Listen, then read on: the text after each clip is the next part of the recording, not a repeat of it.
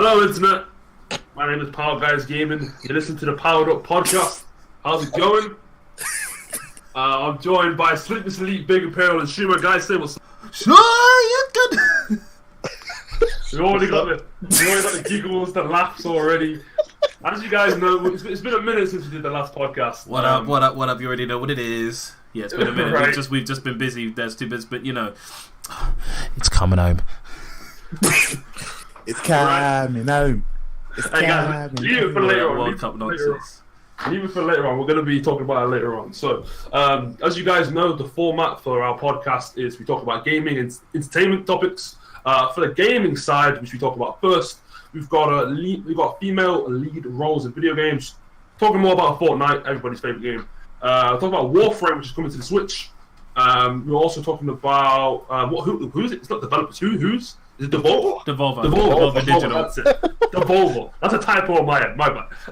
Devolver's bringing several games to the Switch. I'm gonna leave Sleep to handle that one. Yep. We're also going to talk about Microsoft's lack of sales within Japan. I'm also going to talk about Sony's crossplay issues. I know that's getting everybody peeved. For the entertainment, our boy Big Nasty, he's got a new show, Raptor Report. I actually went through and actually watched it on the 888 Sport YouTube channel. I watched the 7 episodes. I watched about 3.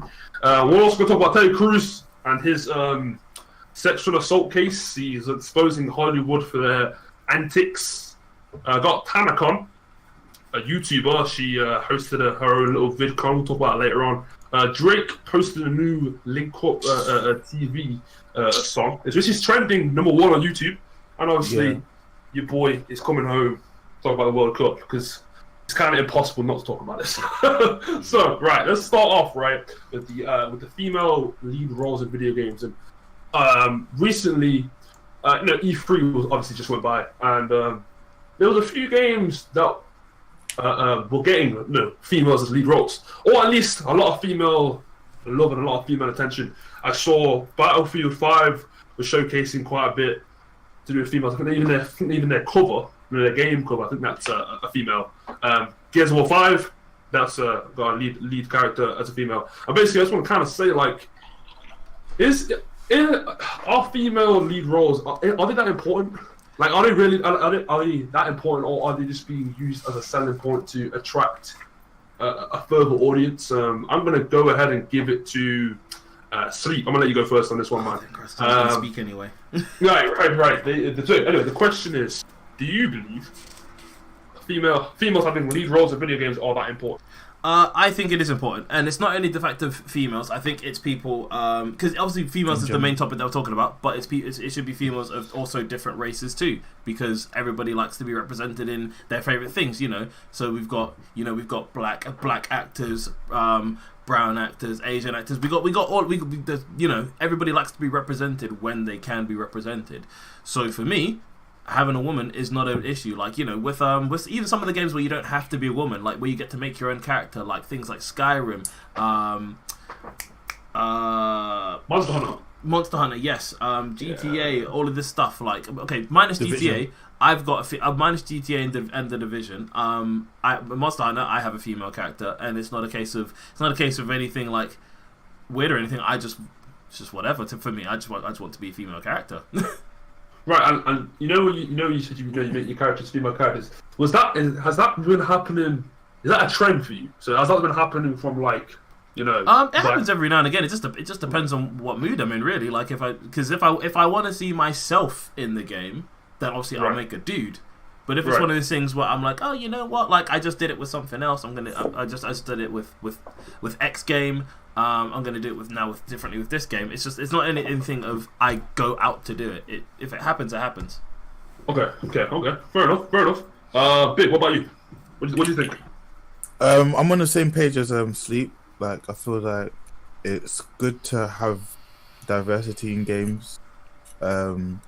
Obviously, and when you're selling a game, you don't know who's picking up your title. So the person who's probably going to be picking up the title might want to be representing themselves within that game. So having females as lead roles is a definitely good idea. Like, especially if it makes sense as well. Like, don't just do it just to say, okay, we're just gonna sell this to this certain market. If we're gonna do it properly. Like, make sure that it's not cheapened. Like, if it's the same energy that you're gonna use for a male cast, use it for a female cast. See, this is the thing as well. I'll jump onto your opinion as well, Shumo, in a second. This is the thing as well. It's like character customization. You know, you be a male or female. That's pretty cool. You know, whatever.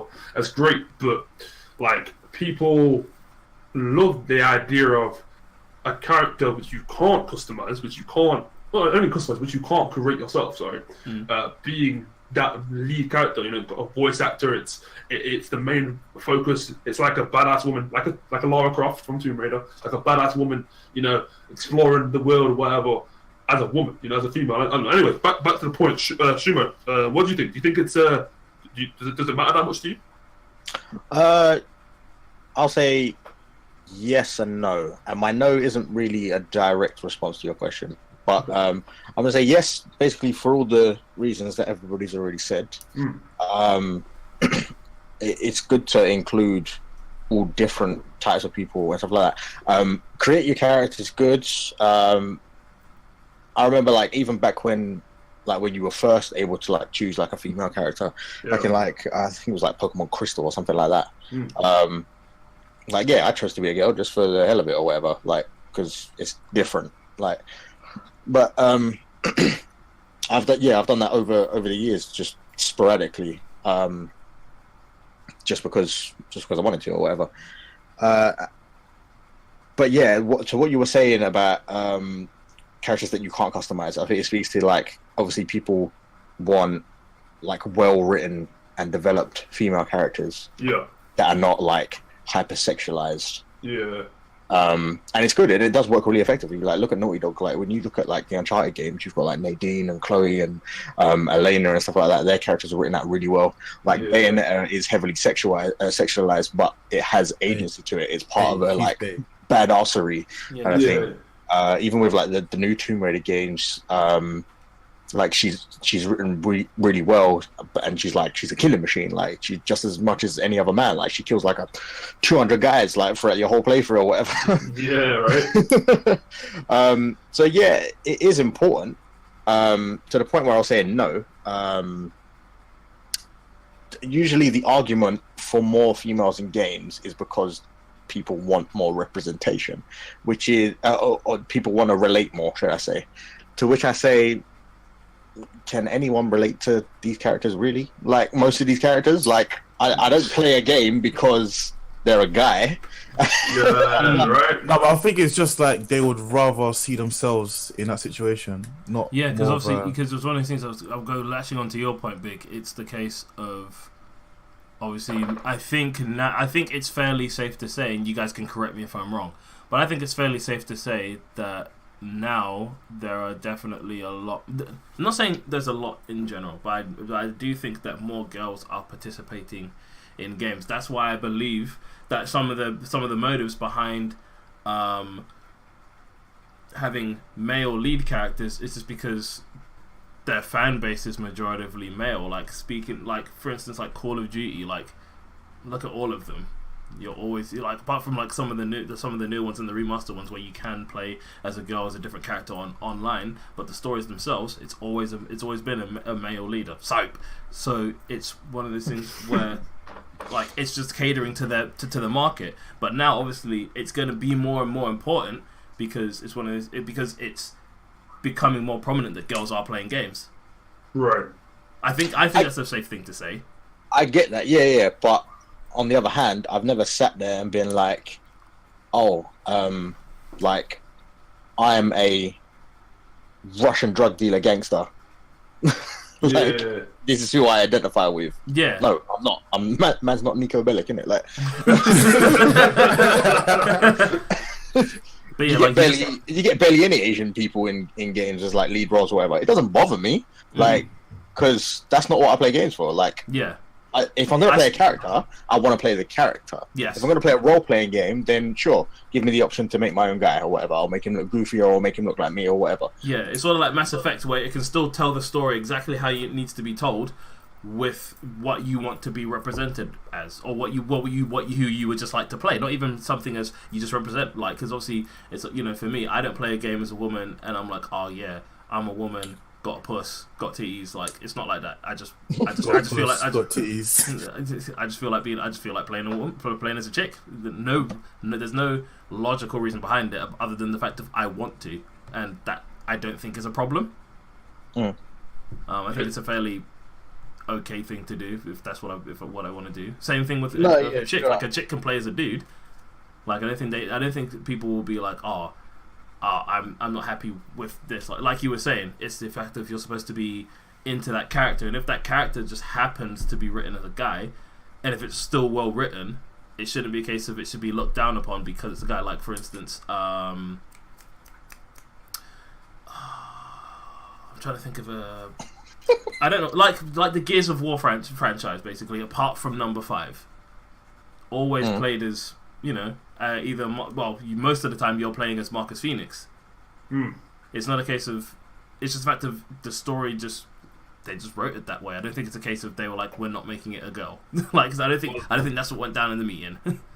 Well, like, for me, like, it doesn't really matter that much to me, mainly because, very similar to Shumo's point, I just play the game because I want to get invested into the world, right? And I know the character is a good part of the world. And a lot of the time with games, they synchronize well with the world, right? So it is important for your character. My thing is, growing up, I played PlayStation 1, PlayStation 2, Xbox 360 onto the PS4 mainly now, right? That's kind of my, PC, whatever. But the games I played, story mode games, whatever, I never really was like, oh, I'm playing a lot of dudes. Yeah, it wasn't something that ever registered. Yeah, or it wasn't, or there was never a moment where I'm like, oh, that woman over there is, she's able to, or she's a badass killer, and she's a woman, and she's a badass killer. That's never really clocked really into my mind. It's just been like, that person over there is awesome. Whether it's a man, or whether it's a male or female, like, it doesn't really, never really kind of made me think about it. Like, oh, whoa, wait a minute, maybe there should be more female. You know what I mean? Yeah, like, I think this is one of the things where this new mindset that society seems to have of, like, super duper ultra inclusion. Like, I don't think it's, and what we were saying about before, I was going to say, we don't want people to get offended when you say you don't care like that. It's just the fact of you don't think of it as an issue, and we're not saying it's the fact of, we're not trying to say that it's like we're happy that you're not being represented the way you want. It's just the fact that for us, regardless of whether we play a dude or a chick, for us it doesn't matter. Like, I think we're all pretty happy to play a game because the game is good, not whether the main character has a dick or not. Yeah, there are more pressing issues than if the character has gameplay or how the game looks or the story. The things that actually really make the game. Yeah, you go, man. The thing that concerns me is just like when it becomes inclusion for inclusion's sake. Yeah. Like, fine, add as many female characters as you want, whatever, but just make them good characters. Like, make them nuanced, make them. As I was saying before, This is what there's something like this in TV shows that I've been noticing a lot lately, and it's starting to really piss me off. Hey, Ghostbusters, that film, they remade Ghostbusters, right? I was angry, okay? I'm not even a big Ghostbusters fan. Oh my god, right? Misogyny. Right, like, hear me out. I'm not even a big Ghostbusters fan. Right, well,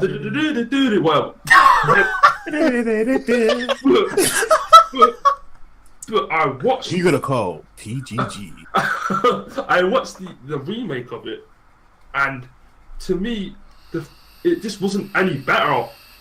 Really, like, to me, there was no need for them to remake it. They didn't do a good job. You know, when they remake something, you expect it to be better than the first time, or expect it to re-highlight, or get that same feeling of the first time you watched the. Yeah, you want it to be like just as good. Yeah, the original, right? I didn't find. But with that film in particular, I don't think it would have that feeling that you have of negativity towards it would have changed if it was 4 guys. I just think it was poor writing. The point I was gonna go on to about the TV shows is that I was seeing a lot of, like, you'd have a lot of, like, gay people in TV shows and stuff. Yeah. Like, but there is a lot of these shows where it's just like they're just throwing it in there. Yeah. Like, I'm fine with it. Like, if it makes sense for the story. So, like, if have you seen Ozark? Yes, done no. Right. So the FBI guy in that is gay, and he sleeps with one of the rednecks or whatever to get closer undercover. Basically, it makes sense for his character.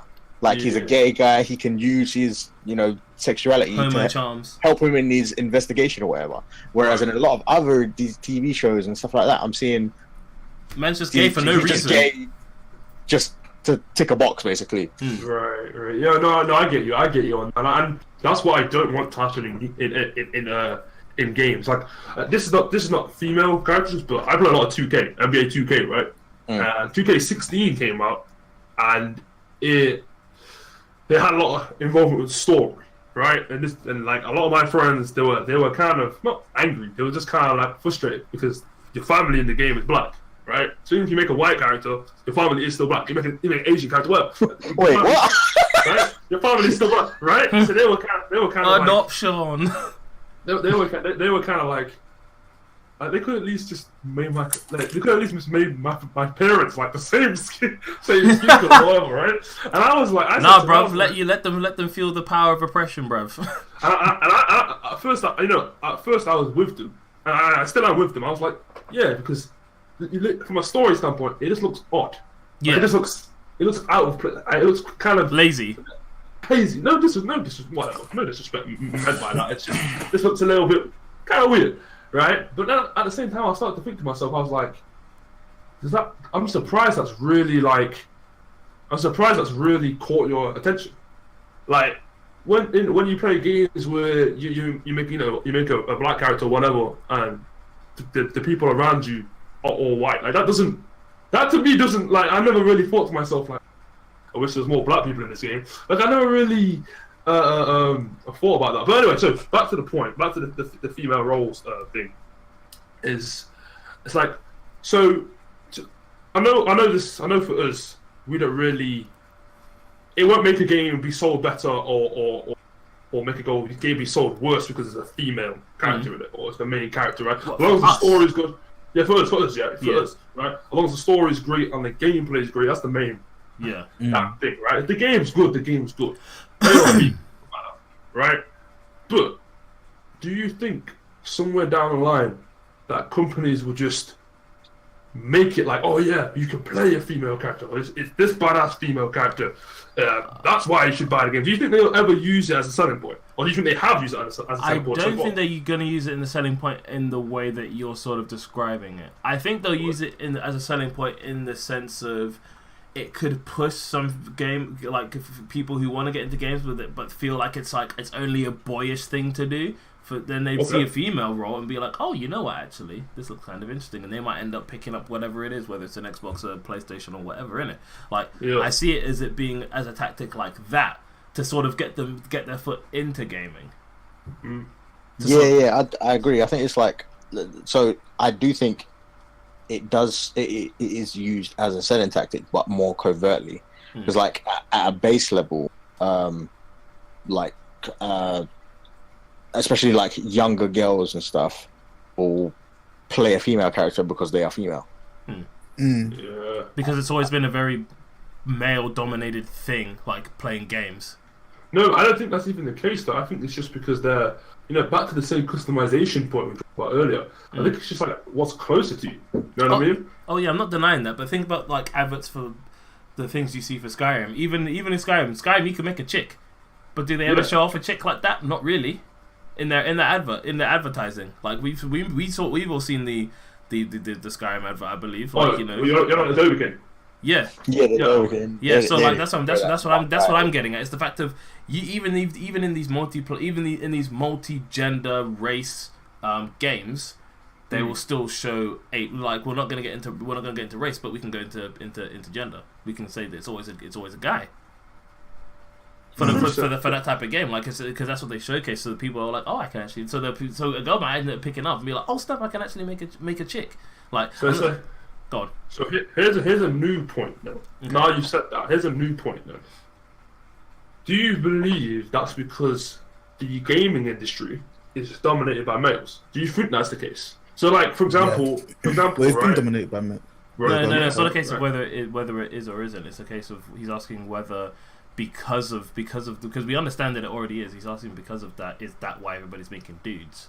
So let me give you an example. Right. I don't believe that because you're not a woman, you can't create a character for a woman. I don't think that's correct. I think that's incorrect. If anyone wants to ever say that. Mm-hmm. But my point is, my thing is, for example, it's better if you have to make a female character. Wouldn't it be better to have some female input, right? If you're not a female. So my thing is because there's so many, because obviously the game development industry, games industry, whatever, is dominated by so many men. Do they just take a more, not safer route, but because they know what it is to be a man, what it is to be a guy, what it is to be a whatever, they think they just make those characters based on that. I don't think that's an option, so to speak.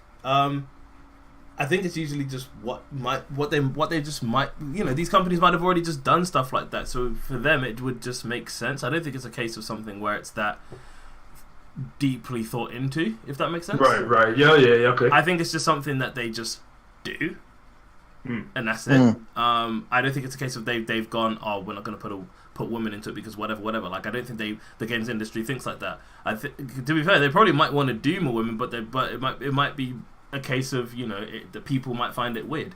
And I was going to say, this whole issue seems to be something fairly new, and I think it's something that's been brought about when people who don't play games are just like, oh, why is it always a dude? This, like, they're creating problems that originally weren't there. But I'm not sure if we want to get into that because it can get very. The thing is that I just believe it's because games now is so widely popular. Like games now, they're not like what you would consider to be before. Oh, go to an arcade and play this 8-bit game or whatever. Now it's like a film. Now it's like real actors and whatever getting involved in it. So now it's like, well, they make more money than any other entertainment platform.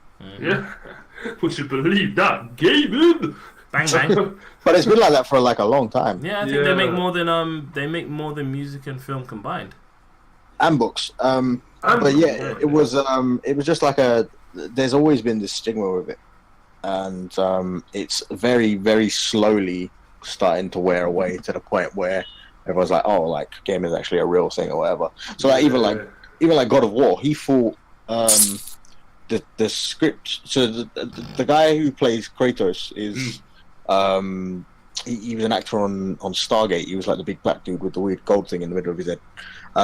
And when he first got the script, he thought it was a movie. He didn't know it was a game until they started like production for it and like filming him in the mocap studio and stuff like that. He thought it was a film because of the writing, the way it was written, and everything like that. And he was even saying like, had he known it was a game, he may have looked at it differently. Wow. Yeah. So, hey, big up God of War, though, man. Big up God of War. Did you hear that? That was a light dusting of salt. Oh, man. that sodium chloride is strength. all you powered up podcast listeners, Big has unfortunately lost his save. Unfortunately lost his save on God of War and now has to start I think lost is a very loose word of what lost. I got sabotaged. I'm not trying to expose nobody. I'm not trying to say any name. Go on. Say her name, cuz. It's kind of funny how we're talking about female lead Shanika. roles. Yeah, we're talking about female lead roles, and it's a female that's like the biggest enemy of progress. Quite literally. Trust me. Alright, guys. Does anyone want to add anything else to the female lead role before we move on to the next? I think the only reason why this question has even come about is because of people who don't play games, who are very overly sensitive about things that they don't need to be overly sensitive about. They're all like, oh, whatever. This is the one thing that I feel bad so much about the gaming industry as a whole. It gets critiqued by people who don't play games. If you don't play games, why do you care? No, because I think you have part of that correct, but I think if you don't have to necessarily play a game anymore to be involved. You know, your kids might play games, or you might know friends that play games, right? Mm-hmm. And I think you're still getting that involvement. So that's true. But So, nowhere near like let me put it you this way. Let's just say, for instance, I don't do what I do at uni. Let's say, for instance, I do law, but I know you, man. Yeah. Okay. And let's say I have an opinion on any game. By the way, Sleep does game development. By the way, bang bang. Got. Mandem coming out summer 2018. It's probably coming in like a month or so. Hey. Probably. Can I finish? Fam, don't worry. There'll be demos for all subscribers, fam. I'll have a link somewhere to where people can download it. And episode 1 is coming this summer. Hopefully, episode 2 might come around Christmas time. Yeah, nice pull up. Back to your point. Search Mandem on the Play Store. Yeah. So it's like if I had never played games and I wasn't involved in gaming in a first-hand sense, because that's what I mean. That's the thing. We all have first-hand experience with gaming, which is why everything that we say has more validity than any parent. Just because your kid plays games doesn't mean you know anything about it. Like, you could just be like, oh, it's the fact that they're like, oh yeah, pause your game. I can't. I'm online. I don't know what that means. Like, dead. Don't come at me with that nonsense. Like, if you don't play games or whatever, I feel as though your opinion is automatically so infinitesimal because you don't understand. Wow, big words. I said infinitesimal. You know what, man? Don't ever ask me to spell that word.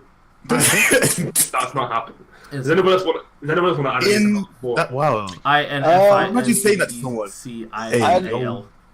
I understand what you're saying about validity of people that aren't in it, but I don't think you can just write them off. No, I'm not saying completely write them off, but you can definitely. I'm not saying completely write them off, but the people that are critiquing it are seeing, looking at it at a very like top shelf level kind of thing. Yeah. They're just like seeing the headlines and that's what they're going on. But that's the thing, like it's like it's like, oh look, see, this is what's happening, blah blah blah. It's like, well, no, it's just... like hence why when we were talking about before we even started the podcast about other stuff, that's why I was talking to somebody who has more experience in that community that we were talking about. We won't get into it because they just know.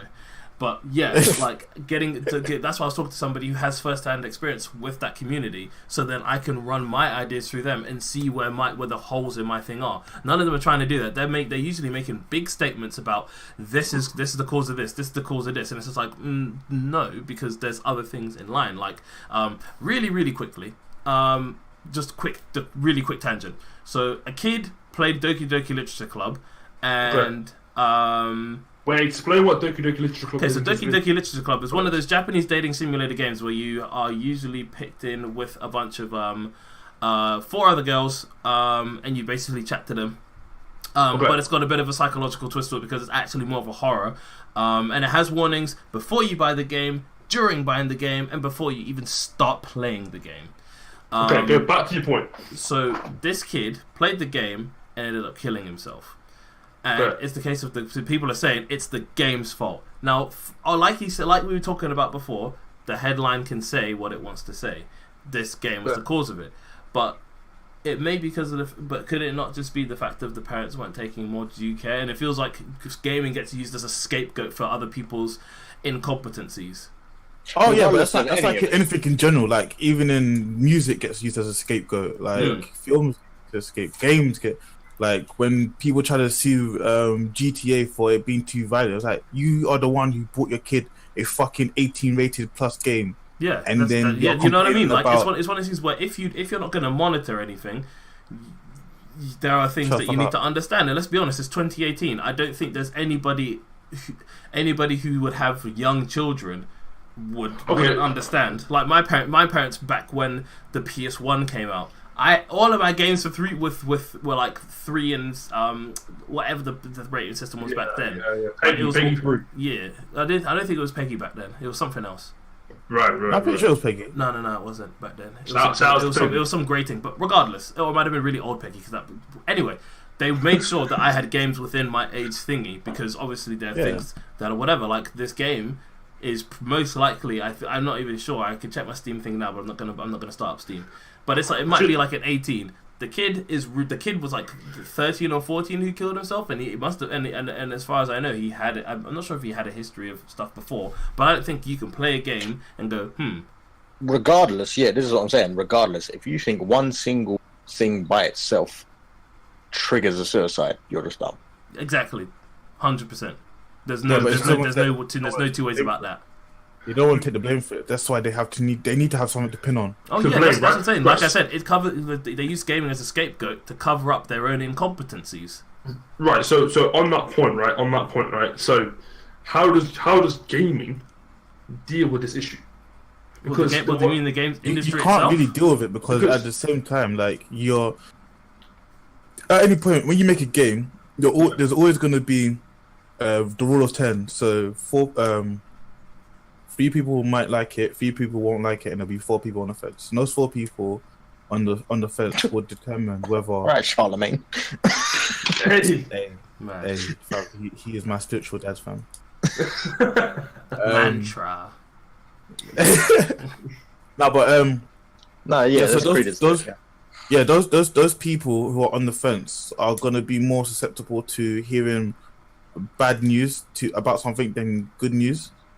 So, like, they can't really do, because obviously, so long as there's gonna be people who are gonna say, "Oh, gaming is this and gaming is that." Games can just be game. The game industry should only just focus on just producing the games and just having their fan base just saying like, "Yo." Let me give you a scenario then. Let me give you a scenario. I have a friend, right? I won't say his name, but my boy Liam. No, it's not Liam. It's not Gary. Oh wow! Come, let's go with Gary. Okay, right. So, so he was saying that he believes violent games bring on violent tendencies. Now, whether it does or not, that doesn't matter. I was saying to him, as the gaming community, or as gaming community means developers, people who play games, whatever. There is something that we could possibly do to cover our backs, and they already started doing this already. And what I believe this is like the monitoring, parental controls. These ideas, I think on Nintendo Switch you can have like a notification pop up tell you have X amount of time left to play your game, and then it stops your kids from playing and stuff like that. And there are technologies out there that and game developers can do stuff to cover their backs. Yes, it's annoying when you're playing the Nintendo Wii and it comes up like, you should take a break. Hey, no, bitch! I'll take a break when I want to take a break. Leave me alone. I mean, when it comes to a Wii, you should probably take a break and during that break, go sell your Wii and buy a real console. But hey, there we go. There we out and Anyway, so one of the best-selling consoles of all time. The hatred. The best-selling, but everybody's forgotten about it. Except for Just Dance. Oh my! You know, we're not even going to get into it. Let's just carry on. But no, yeah. So to carry on with what you're saying about the porn, So go on, carry on. Sorry. Yeah, so my thing is, I think game developers, even community managers for certain games, they can spread the awareness that a game might be, offensive to some people. This is unfair and whatnot. I want to stop you there. Go for it. Because they do in very, very big red box when it says 18+, or orange if it's 16+. They put warnings on these games. For me, here's the thing. I understand what you're saying. There should the game community, which is basically people who make the games or whatever, could put more out. But when they've done, let's be honest, without them creating a giant banner across something, like across the game, they're saying like, hey, like if they could bring everything that's on the back round to the front instead. So like saying, oh, drug use, sex, and blah, blah, blah, on the front, people might take more notice of it. But this has been a thing that they've always done. Everything in a game is on the back. The gaming community has done its job. If people don't want to listen and deal with the consequences, for me personally. So you feel like the rating system is enough and that's it. So you feel like the rating system doesn't matter really. Yeah, because the thing is, kids will pick up whatever. You can still pick up the game. Like it's on the discretion of how the game gets picked up. And this is what I'm getting at. Because the game. I don't think there's any. Sorry, go on. No, I was going to say if the child wants to pick up the game, but via other means, it's like via a parent. How okay, you see, okay, this is going to be a bit of a tangent, but you see, okay, when you insert porn, yeah, It always tell you before you Pardon? click on the website. You must Wait, be what? internet porn. Internet porn. You must be 18 or up. Oh, to watch this, internet. to be on his Man, I website. thought you said Insta for starters, and then I thought you said incest, and I was like, where is this going? Wow. I thought you said insect. That's what I also thought. I thought you said insert. I was like, what? Nah, you lot have lost. You lot have lost it. Nah, bruv. The only thing that's lost is your ability to speak the English language clearly and concisely, bruv. Well, y'all can understand Listen, we just got some quadruple entendre from you. Don't ask me how. Right, continue your point back to about yeah. what I was saying that internet porn. Yeah, not incest porn, not insect or insert. You're saying two syllables. Are you saying internet? Internet, yes, internet. It's 3 syllables, bro. That's an internet. I've been saying internet. Continue. Okay. Let's just say porn on Chrome in it, because then we know what we're talking about. Porn on incognito mode. No one just Bing. Because it's not Google. Yeah, so Right, they have the whole rating system on there. It even tells you, gives you a prompt. Yo, before you enter this website, you must be over the ages of 18. Are you sure you're 18? Obviously, you know. Are you sure? Obviously, if you're not 18 or whatever, you're still gonna click it. Like, it's a given. Yeah. But that's where shops come in, because shops won't sell a game to somebody who they think is under the age. Now, when you then take that into account, that's what the community is doing, because the community goes to basically from shops backwards. So and when I say backwards, I mean like, because obviously it's from the shop, it then goes forward. I'm saying from the shop it goes forward to the customer. After that point, after the game's been bought, the games industry is not responsible, because at every stop they before somebody picks up the game, they can see in the corner of the thing 12 or whatever it is. They can see the age rating, and everybody knows that on the back of a game it says exactly what is in the game, so you know exactly what you're going to be exposed to. So I get your point. Yeah. So for me, the industry or the community, more to speak, has done all it can do, apart from what actually monitoring who's actually playing the game on the console through whatever, and then shutting the console down when it realizes that it's a 5-year-old playing GTA or some type of nonsense like that. Like, for me, that means it's dumb that anybody comes to gaming or whatever, because we try and stop you. If you decide to buy the game for your kid and your kid deads themselves off for it, I'm not gonna lie, and I'm not trying to be funny, it's your fault. It's your fault, bruv. Like, what more can I say? Huh? Hold on, you man are bare whack. It's bare weird. Hold on. I need to leave the call and jump back in. Just give me a second, just because your guys' connection is weird. Okay. Wait.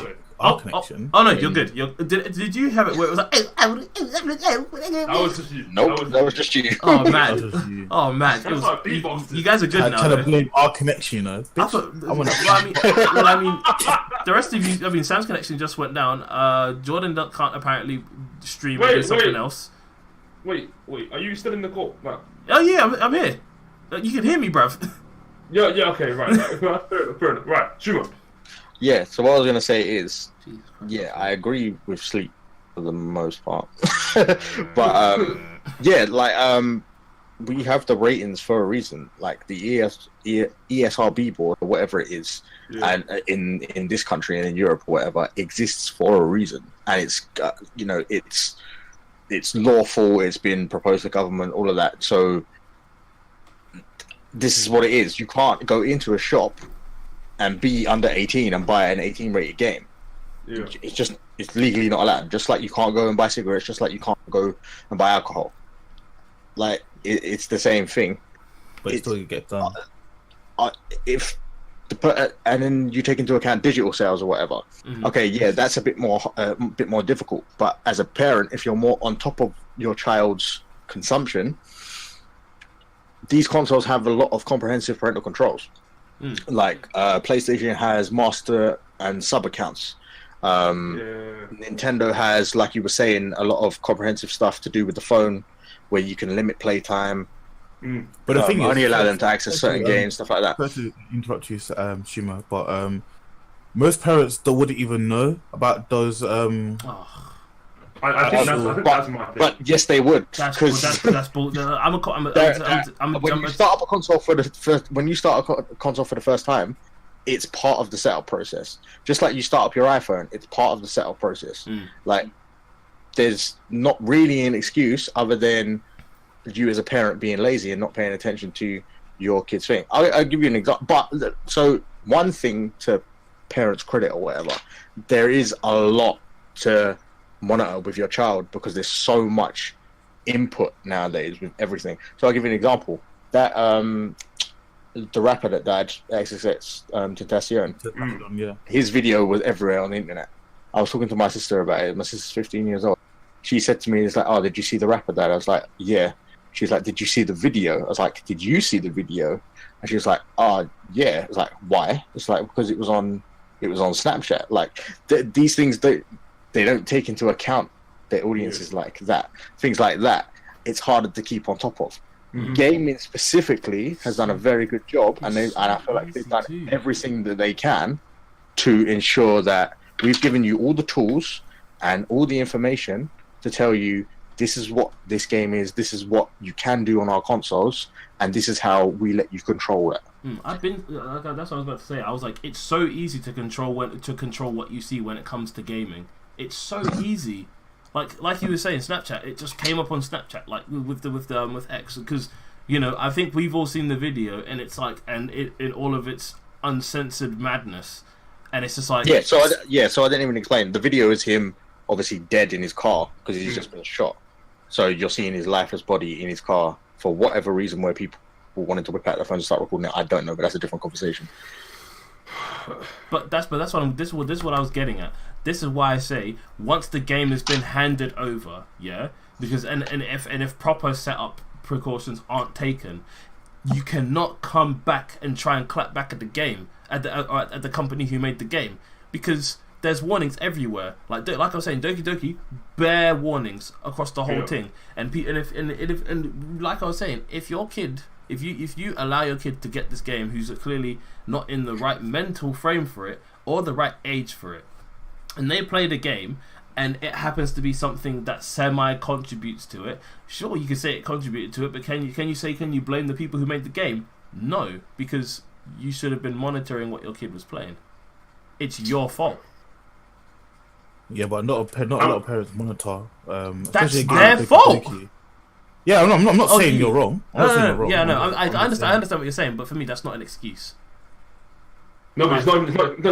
I want to continue because there's plenty of things I can give examples to. I agree with both of your points. I'm talking about.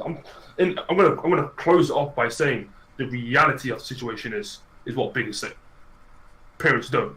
That's it. That's fact. That's it. That's hands down. They don't. Yeah, but, all right. Go on. Sorry. So you have plenty of tools and whatnot, but the reality of the sad reality of it is they don't.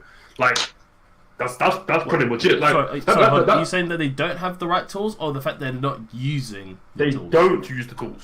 Right. Yeah, but your original question was, what can gaming do to correct this? Gaming doesn't have to do anything, in my opinion, because they've done everything they can. Yeah. The accountability is on equal part with the audience. Right. And the people who are allowing it to fall into their kids' hands. Like I was saying, just because it's like how can you get in? Let's say you get into a car accident, real bad one. You lick yourself out the windscreen because you weren't wearing your seatbelt. That's like trying to then blame the car company for their windscreen not saving you. Like, it's not supposed to work like that. You're supposed to buckle yourself in.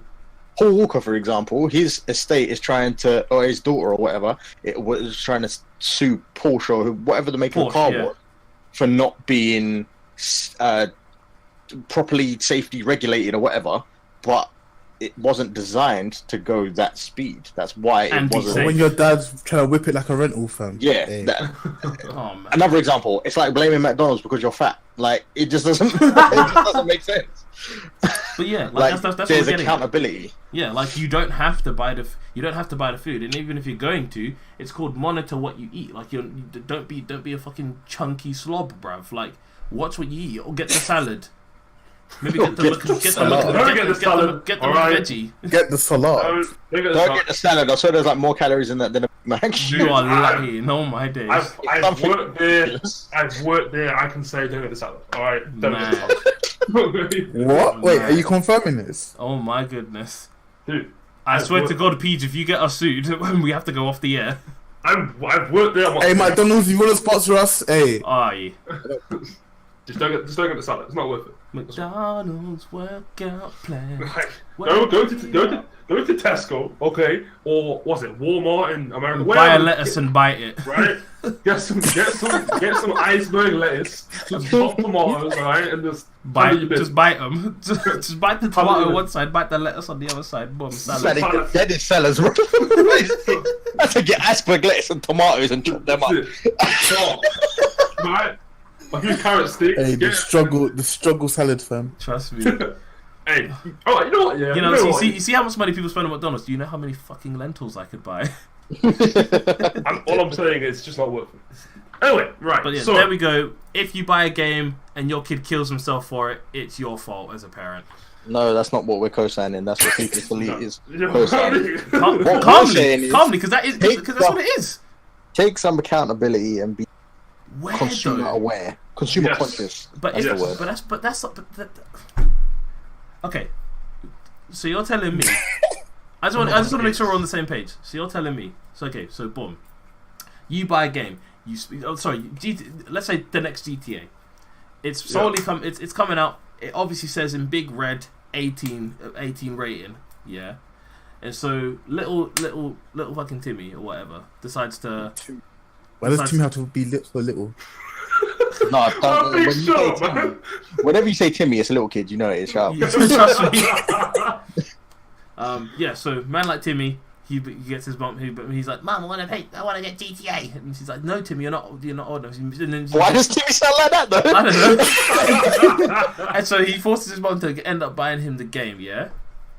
And so he buys the game, and then for some reason his dad is a gun enthusiast. He gets a gun. And then he's messing around with the gun or whatever, like whatever the next character was. I don't know, flipping Jeff, bruv. Yeah. Okay, right. And so he decides to start shooting off in the streets, and then he shoots himself because he's seen it in the video game, right? Okay. For me, the mum should. The origin of the problem is the mum buying the game. So are you saying that the origin of the problem is the mum buying the game? So what if Timmy goes and gets a gun from somebody else? And does the same thing? Is it still without playing the game? Yeah. Well, if it's not without playing the game, then there's just something wrong with Timmy. Wait, no, you just contradicted yourself. Have I? Because my instances, he's one of them he bought the game, and one of them he didn't buy the game. No, but in your thing is like, if he gets the gun anyway without playing the game, you're saying that the game theoretically should be to blame for the violence. No, I said if he doesn't get the game and he still picks up a gun and somehow messing around with it and then shoots himself, Timmy's a bit of an idiot. Timmy shouldn't be playing with guns. Why have they got guns near the child? But then why does that make a difference if he buys the game? No, I'm saying it's the fact of what I'm saying. No, what I'm getting at is the fact of the game. I'm saying the game isn't at fault. No, your scenarios are making. Your scenario did not convey that. It's making the game a fault. No, I get your point, man. Okay, I'm gonna tie this up. Long story short, if your kid shoots himself, regardless of whether he plays the game or not, your kid's probably a bit of a div anyway. Right. Sleep, you handle that. Alright. Right. Okay. A quick intermission. And that's a lot longer than I thought. A quick intermission. Just want to tell all you Power Up viewers, listeners, all you gamers out there, Xbox, PlayStation, they have free games this month. For the Xbox side, you're gonna dig this. Oh yeah, perfect. Would you like to read them out, Sleep? Gone in. Okay, so for Xbox, we got Assault Android Cactus coming out between July the 1st and July the 31st. We got Death Squared July 16th available till the 15th of August. Then we've got Virtua Fighter 5 Final Showdown available between the 1st of July and the 15th. And Tom Clancy's Splinter Cell Conviction July 16th to the 31st. Hey, Big, you wanna shout out these PlayStation? In English, please. All right. So, for PlayStation, we have Absolver. We've got Heavy Rain. We've got Call of Duty Black Ops 3. We got Space Overloaders. Oh, sorry. Space Overlords. Shut up. Don't say nothing.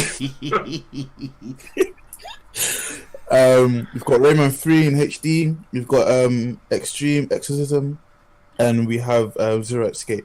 Nice. Yeah, it's worth noting. I think Space Overlords and Rayman 3 are PS3, and Extreme Exorcism and Zero Escape, Time Dilemma or whatever it's called, is PSVR. Also, exorcism is such a horrible word. That word is just horrible, bro. And there's some people who are scared of the Exorcist film. At me. At me. Oh, are you scared of it, Big? Oh, mad thing. Didn't know that. Oh, fuck that film, fam. That's the first film that made me scared of scary films in general, fam. It was scary for its time. Huh? It was scary for its time, but now it's just kind of goofy. Nah, man. How you gonna have the cross and start playing with... Nah. Also, just to note, in the month of July, we have approximately about 11 or 12 more games to come out until the month is over. Hey. So we've got Shining Resonance Refrain that's coming out July the 10th. On the 13th, it's Captain Toad Treasure Tracker, Earthfall, and Octopath Traveler. On the 17th of July, we've got Adventure Time Pirates of the End. What? Enchiridion. Okay. Raft. Sonic Mania Plus, that was nice and easy. And then on the 24th, we've got Mega Man X Collection 1 and 2. No Man's Lie, coming up for the Xbox One. Don't make sure you don't mix that up. The Banner Saga 3, and then on the 31st you got Code of Princess EX. Hey, all right. Intermission done. So you're all caught up. Let's get back into the game. We're gonna try and speed through some of these. Yeah, these are smaller topics. These are smaller topics. The main one is going to be quite chunky, but we're going to speed through it. It's to do with Fortnite, and I've basically got a couple of questions to you guys in regards to Fortnite's future. I was speaking to Sleep about this earlier, and I was saying that Fortnite being the game it is super duper popular, and with it only being a game mode. Because I'm talking about Fortnite Battle Royale, not Fortnite Save the World. With it only being a game mode.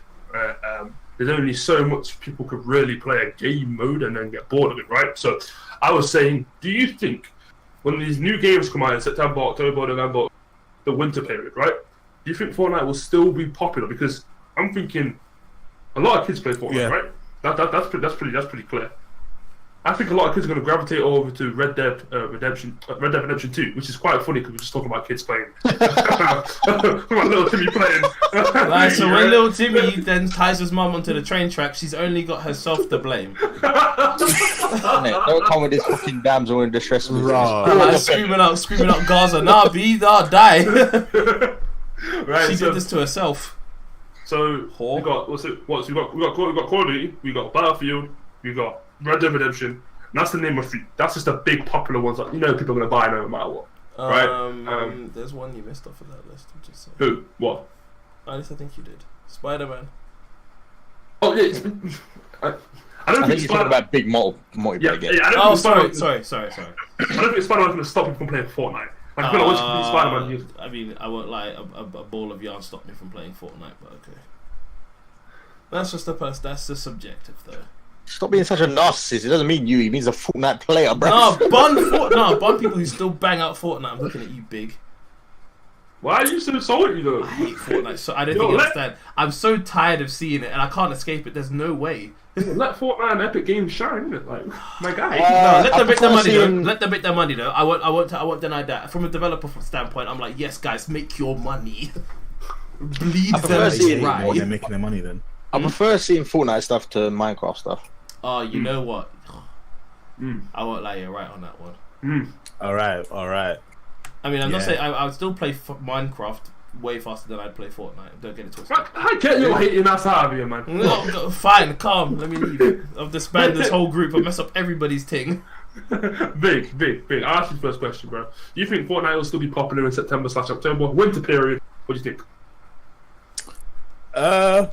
Yeah, because obviously it's the audience, like especially it's amongst little kids, and obviously the Fortnite community, like in their own right, they're quite strong.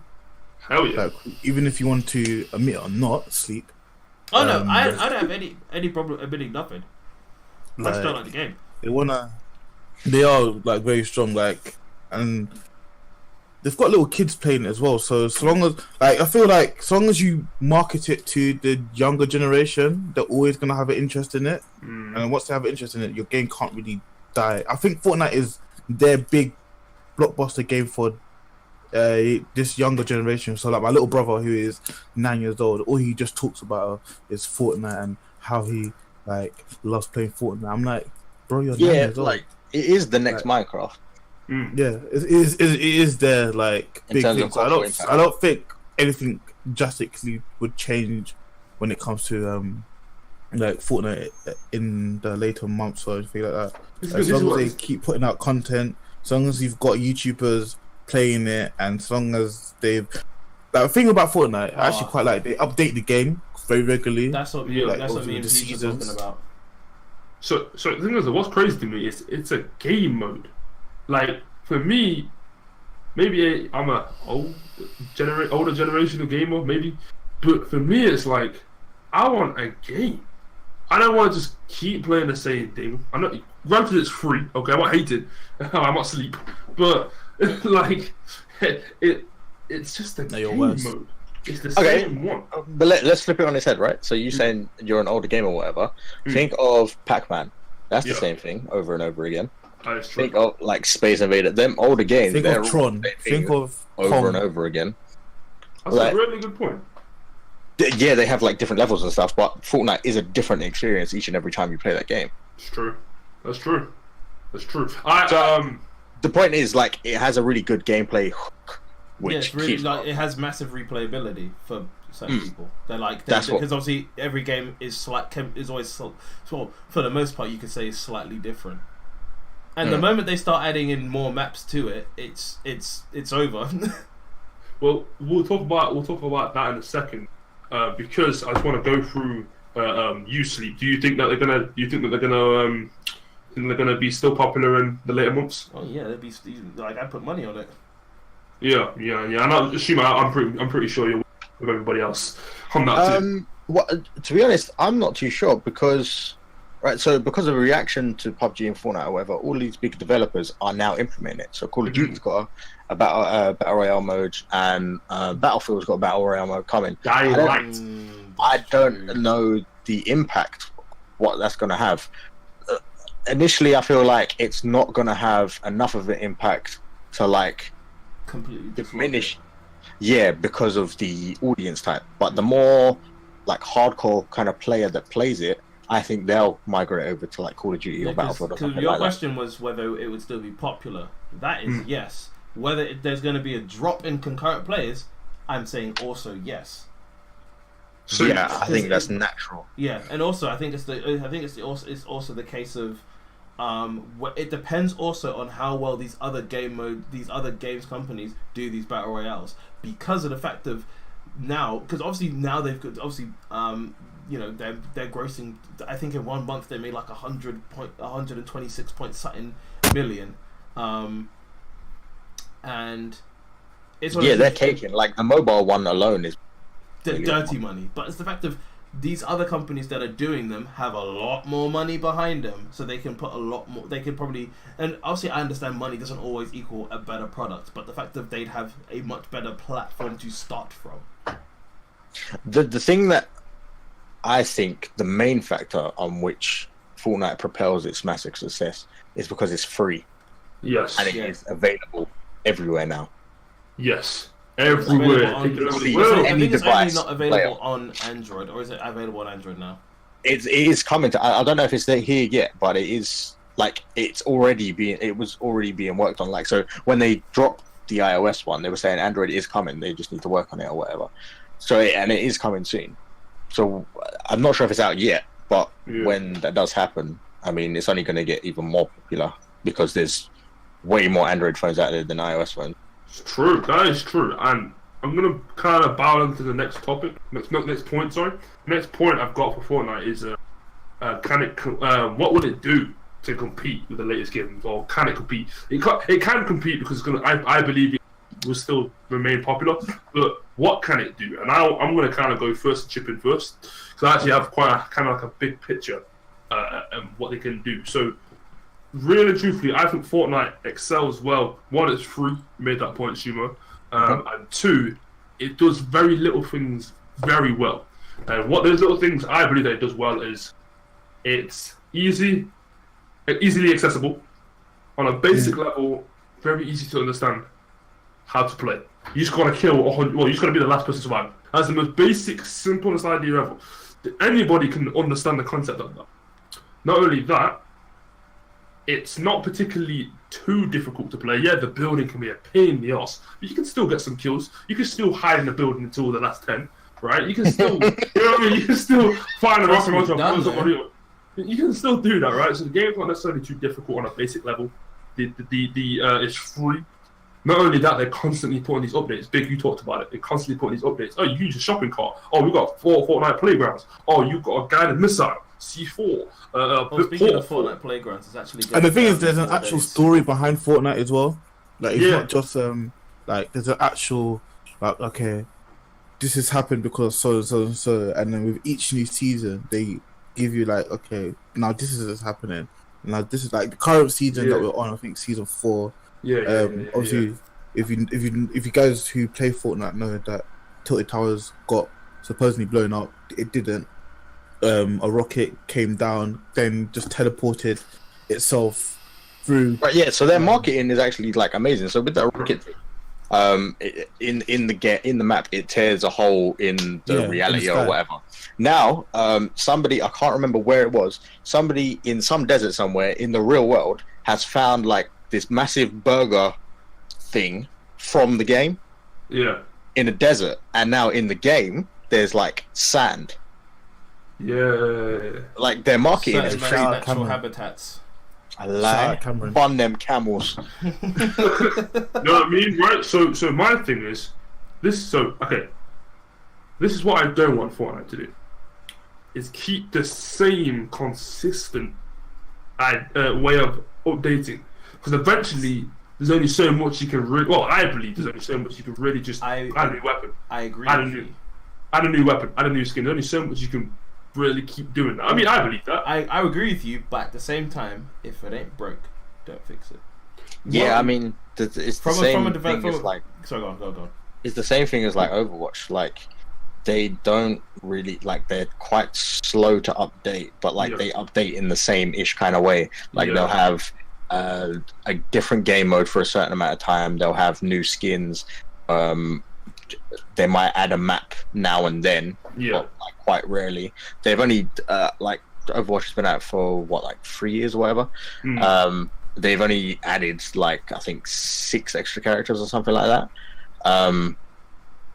But like the gameplay hook is there, kind of thing, if you know what I mean. So it keeps people coming back. So it does keep it fresh a little bit, but like their update plan hasn't really changed a lot. Right. Alright, so this is what I'm gonna do to you guys. We're gonna kind of change the style of this. I'm gonna pitch you this idea. I want you to give me a yay or a nay, right? Okay. And we'll talk about basically why you guys think that, right? So, I think what Fortnite, Epic Games, right? What they can do is they have a history of mod support. By that, Unreal Tournament is a big Epic Games game. Right, that has a lot of mod support. What I think they can do for Fortnite is get the community involved. They already did with this dance-off thing, but get the community more involved. Where now you can modify weapons for us. Now you can modify skins for us, and we'll put them in like a little showcase off, and the best rated ones will get added into the game. You know, CS:GO did that. I can't remember the other game that I was playing of recent did that. But get these people involved where how can we modify stuff for you? Oh, all you have to do is download the Epic Games launcher and join our mailing list. That way, you basically get everybody who plays Fortnite who wants the mod tuned in, and that way you can keep pumping out all this notifications and whatnot to them. Because I feel like you got them on your mailing list, you get them to use your launcher, you get them to create stuff for the game for you, or at least help you with it. Sorry, that's like 3 major awesome things to like get you marketing and whatever else going. Also, it's pretty awesome because people are like, oh my god, have you seen I created this skin, they got into the game, or I helped this person out with the skin. Look how happy people were to do those dancing videos just to get what Orange Justice and whatever other stupid dances and whatnot put in the game, right? So my point is, do you think that modding support would be the way forward for Fortnite? Yeah. 100%. 100%. I feel like if it's kind of like giving back to the community. So it's like, okay, we're playing a game and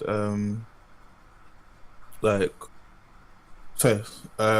playing a game, and this game that we're investing so much time in, like, if I'm able to help the game out by, say, adding something into it, and then be like, oh yeah, this is what I added into this game, blah blah blah. Oh, I had this idea, I gave it to so and so, and it actually took off, because depending on what mods get used, it might be popular and actually might become an actual current feature in the game. So adding mod support, like, Fortnite is one of those games, mod support would bang, like 100%. Like, it would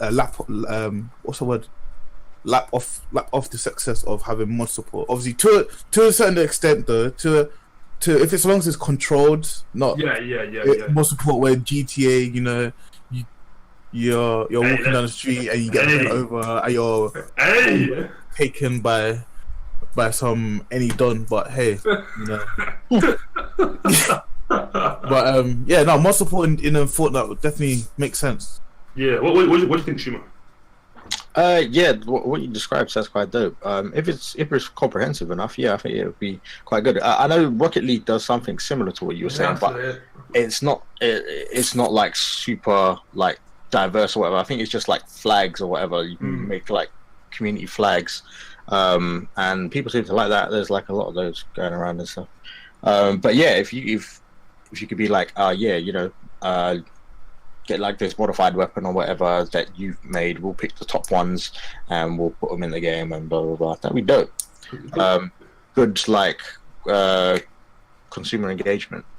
Yeah, because it's like if you played Fortnite recently, I mean, it's probably in there for a while now. I only just started playing Season 4, and they've got like the concept art where you're loading in the game.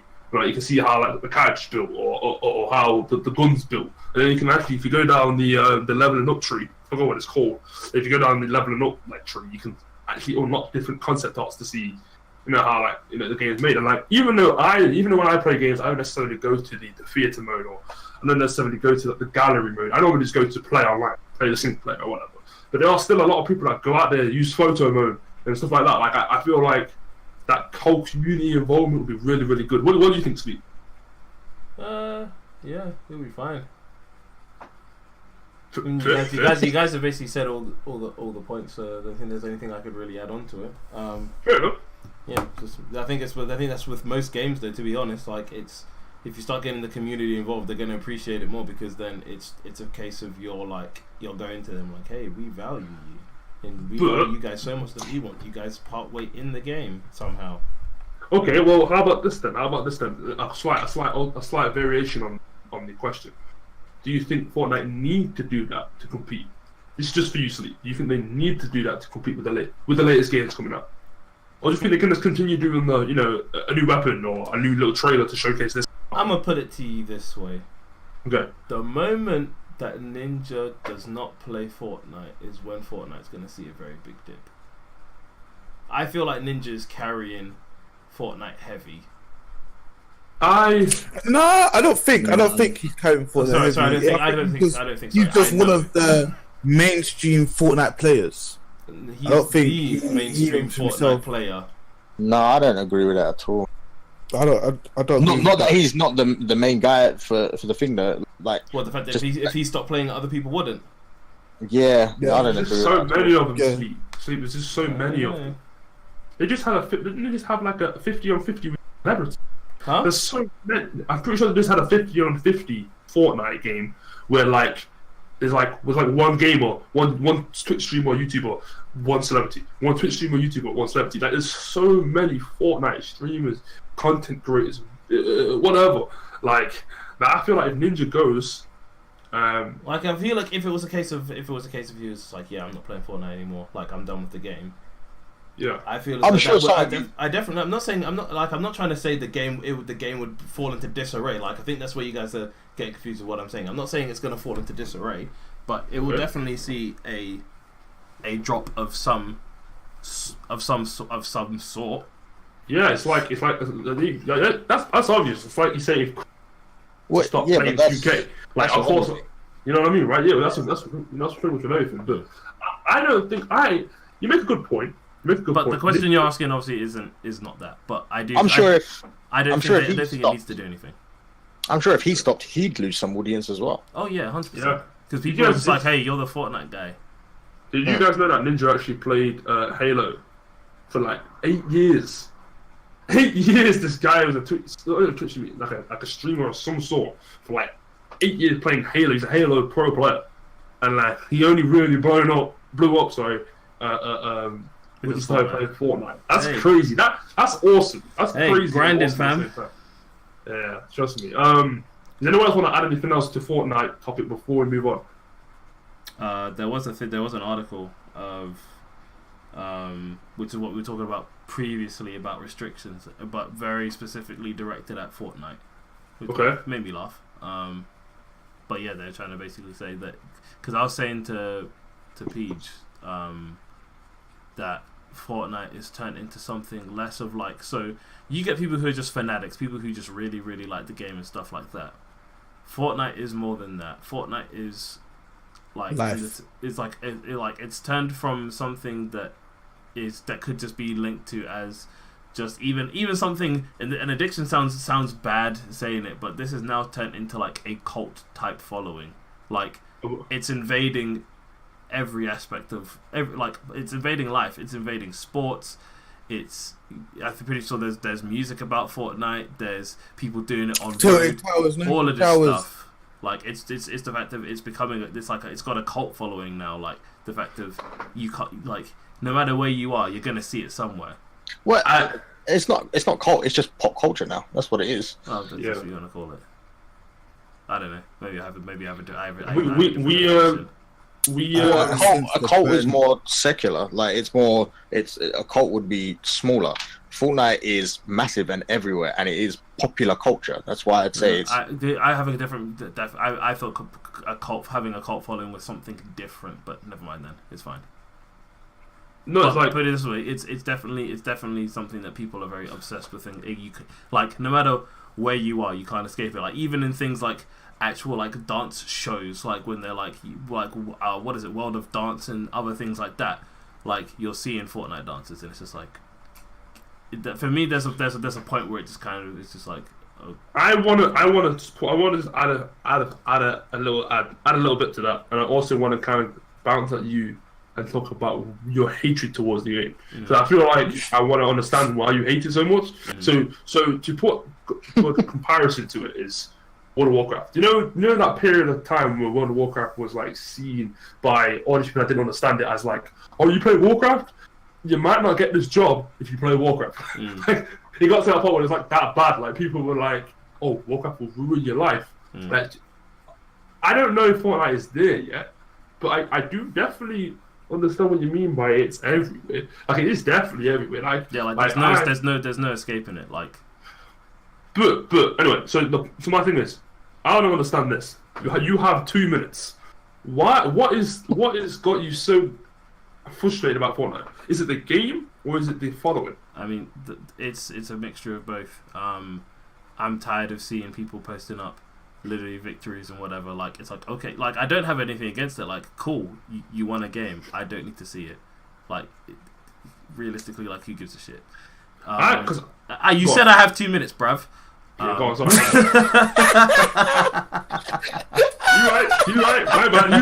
You right.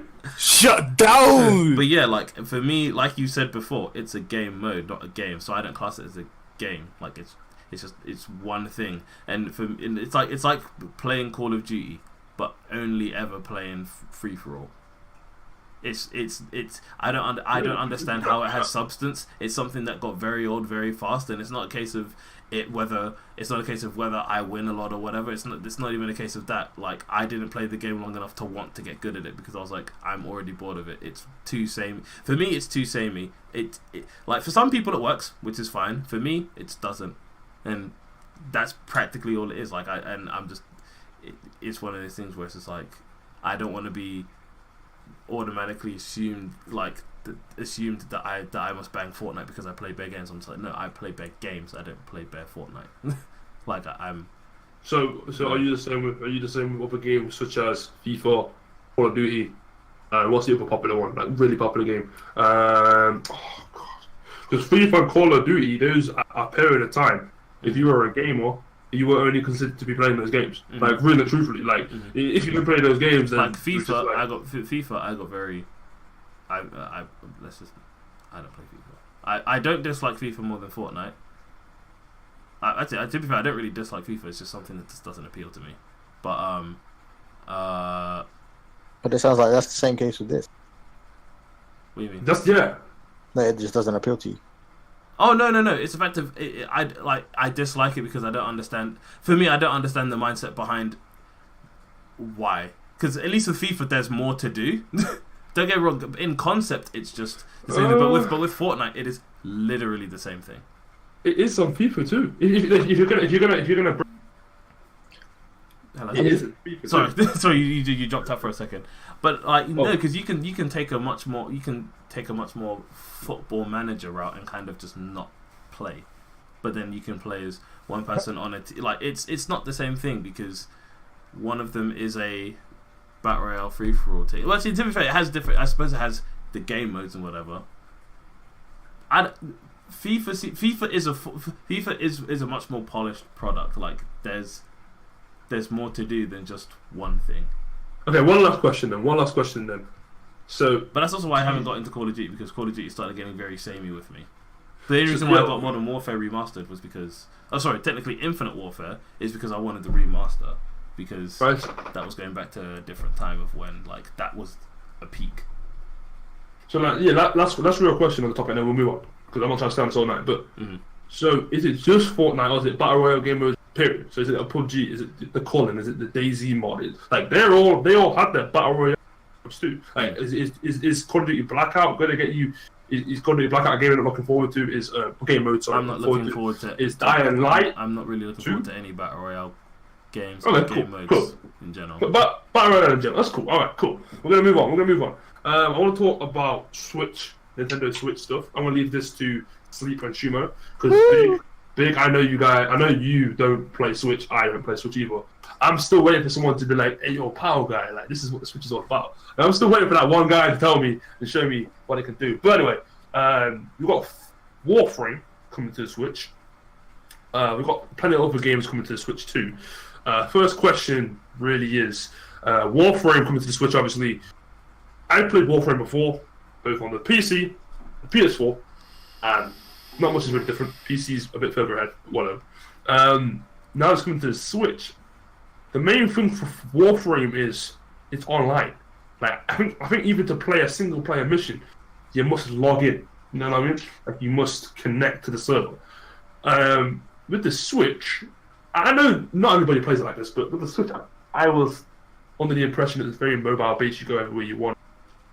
Can you even play it? Would it even, if you don't have the Wi-Fi connection, or you can do 4G on the Switch, can't you?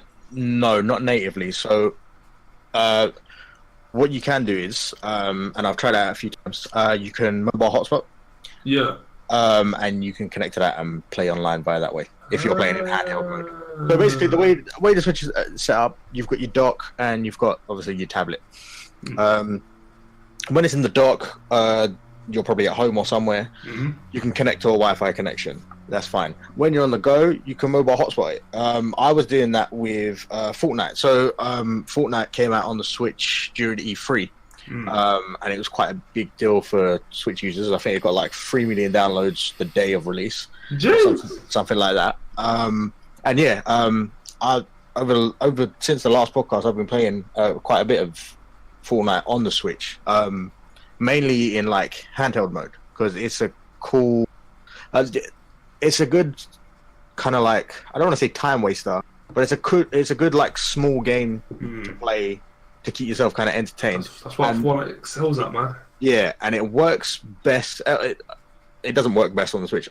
It works well on the Switch for me personally because of the Switch's current state in terms of games. Where there is quite a lot of games on there, but there's not loads with like a replayability gameplay hook kind of thing. There's not like a load of crazy multiplayer games. So you've got like Mario Kart and you've got like Splatoon. You've got some others, but there's not like a big massive following for all of those. So Fortnite's good for like a quick game or whatever.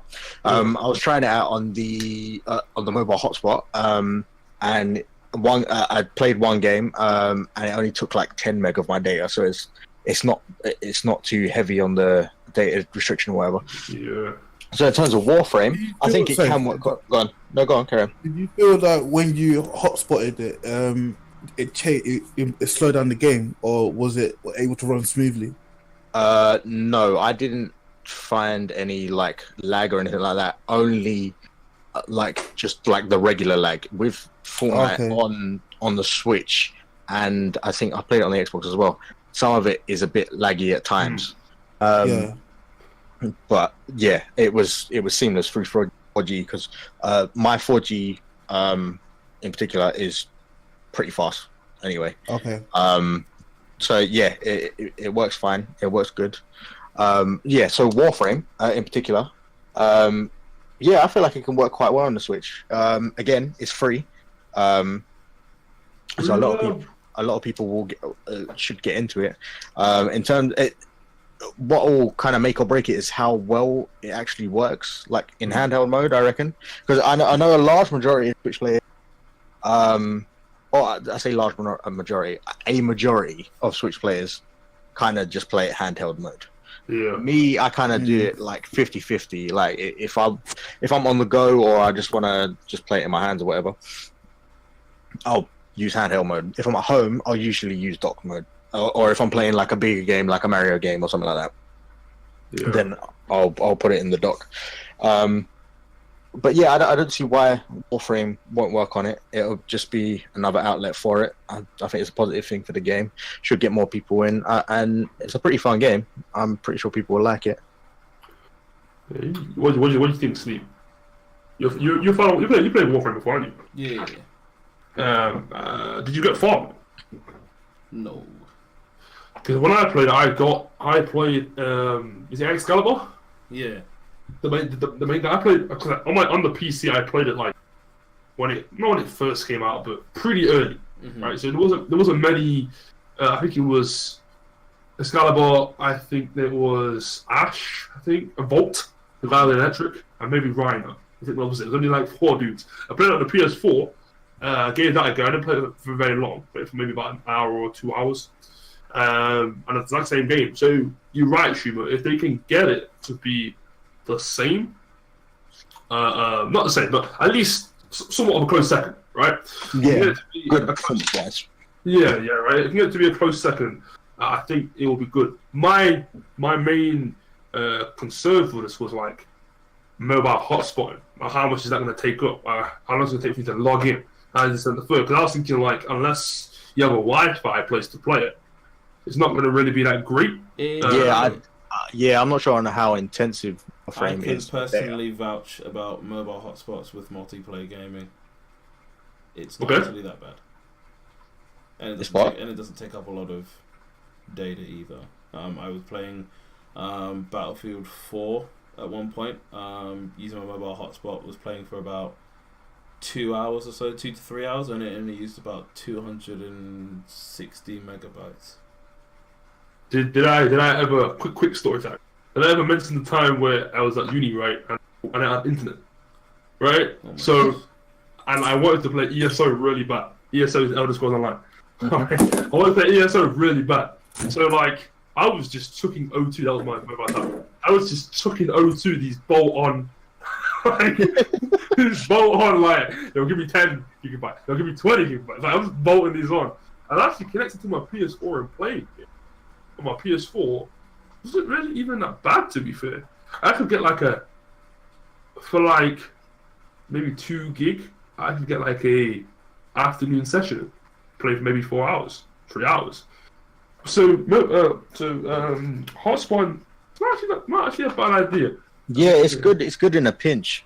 That's why I was giving you the example of like I played a game and it only took up like 10 meg, especially if you've got quite a good data plan. So for me, for example, I recently just upgraded my data plan, and I get 40 gig now. So it's not too much of an issue. But no, mobile hotspot, it works well. Anybody who hasn't played Warframe should definitely check it out. You can get it on like almost every platform.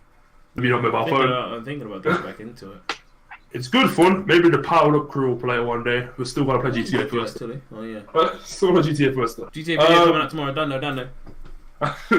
Right. So Sleep. Hello. A couple of games coming out for the Switch, right? Yes. Talk about. The Explain game to the people. Yeah. So the CEO for Devolver Digital was saying how they are going to release a total of 12. Just this one developer said they were going to. Publisher. They said they were going to release 12 games in total by the end of the year. One of them most likely being Hotline Miami. There was another one, but I do not remember. On this thing, it just shows Hotline Miami. Serious Sam. Serious Sam. Has anyone ever played that before? I know it, but I've never played. What is that? Serious Sam is like It's like a Duke Nukem. Yeah, that's it. A Duke Nukem. So it's not quite Doom, and it's not quite Quake, but there's a load of aliens you want to kill and shoot and blow up. Right? It's like a bullet hell, bullet storm kind of game. Yeah, there's like loads of ridiculous weapons and stuff like that. But yeah, so it's a bunch of previously released titles, new games, and unannounced projects also. Ooh. So there's a lot of mystery behind it. There's not a crazy amount of information, but yeah, it's like there's a lot that's potentially coming, and there's a lot that's also coming that nobody has a fucking idea about, which could be fucking dope. Well, you know what, man? I hope some games do get ported to the Switch, because Switch is doing okay now. I can safely say my concerns with the Switch are not getting it because of many games. That is gone. Now it's the sense of money. Once I get some bread together, then maybe I'll get myself a Switch. I'll join the Well, Switch is like £200, isn't it? You know, it's not the Switch itself, it's the games and the what they call the remotes, Joy-Cons. The Joy-Cons. The games are very expensive, yeah. You have to put a lot of effort in to try and like get a deal with some of them. Yeah, man. And Nintendo, they don't lower in price, bro. Like a Mario game, that is never going below like £25. Yeah, but you do get like the odd spots where they do, and you just have to jump on it like immediately. Ooh, okay, all right. Like it's not necessarily from Nintendo. Wherever it's like the other day. Oh, all right. So quick story time from me, and quick time to put some company in particular on blast. Shame them. So one of the Switch games, Mario vs. Rabbids Kingdom Battle or something like that. Yeah. Went to buy it the other day. I saw a deal for it. It was $19.99 at Sainsbury's. I was like, all right, calm. Let me order this quick. I go on to Sainsbury's. I see it. I add it to the basket. Then I go. They want me to make an account. I was like, all right, cool. Make an account. Blah blah blah. So I'm tapping through. I come to find out, one, you're only allowed to make an order if it's over £25. And two, if it's under £40, you have to pay a £7 delivery fee. So, and three, if it is also under £40, you have to pay £4 click and collect fee if you wanted to go to a store. £4 just to pick up the bun Sainsbury's. This is why I stopped working there, fam. So I said, fuck Sainsbury's. I emailed them. I said, delete my account. I just made this account, and your flipping prices are ridiculous for delivery. Fuck Sainsbury's, cuz. I said, delete my account. Make life taste better. Shut up, your food's dead. They emailed me back. They said, hi Sam, I'm sorry to hear that you find our prices for click and collect and delivery ridiculous. I was like, ridiculous. Bro, you gotta charge me to pick up a fucking game. Pick up? Nah. So it's safe to say I didn't get that particular game, but the deals exist. Nah, give it to them. One Sainsbury's, we don't want you to sponsor us. Fuck y'all. Hey! Don't sponsor big, but sponsor big. Alright. What do you mean don't sponsor big? No, don't sponsor any of us, fam. One Sainsbury's. Wait, don't worry, Sam. I got your back. One Peach. See, and that's an ex-employee. Hey, right. So, let's move on to Microsoft and Sony, right? So I've got. You know, I thought it was just me. Hey, Sleep, are you like you got like a penny and you're like clanging it across the keyboard? No. You sure? Bun Sainsbury's. Oh my god. Dead them. That's right, Sainsbury's. Tesco, because every little house. It's a Morrison's thing. Trust me, it's anywhere but Sainsbury's, isn't it? Hey, Aston, man, come on, fellas. Hey, hold tight, Netto. One day I went to Netto. It's Lidl, but you know. It's Lidl. Y'all get the joke I was trying to make. Every little helps. Yeah, back on topic. Yeah, Microsoft and Sony, right? Oh, okay, Microsoft. Crossplay thing. Yeah, sorry, do you want to still talk about the Volvo? Oh no, I was just going to mention Devolver make a lot of great games. I was just going to speculate on some that they might have coming. I know they got that weird like Gung Fu game, My Friend Pedro or whatever, coming to the Switch. But I think that was next year. Mm-hmm. Yeah, it's weird, but it looks cool. Like you're backflipping, you're doing all this like. There's a game called My Friend is Pedro. My Friend Pedro. Oh, there's one for you, big, called Ape-Out, where you're basically a gorilla and you just like fuck people up. That's coming this year. I expect that'll probably come to the Switch. They'll probably put Hotline Miami on. They'll probably put Titan Souls on. Wolf Metal Chaos XD would be good if that comes. I know that's slated for PS4 and Xbox One. They haven't said if it's coming to Switch or not. But yeah, no, man, they make good games. They also made Absolver, didn't they?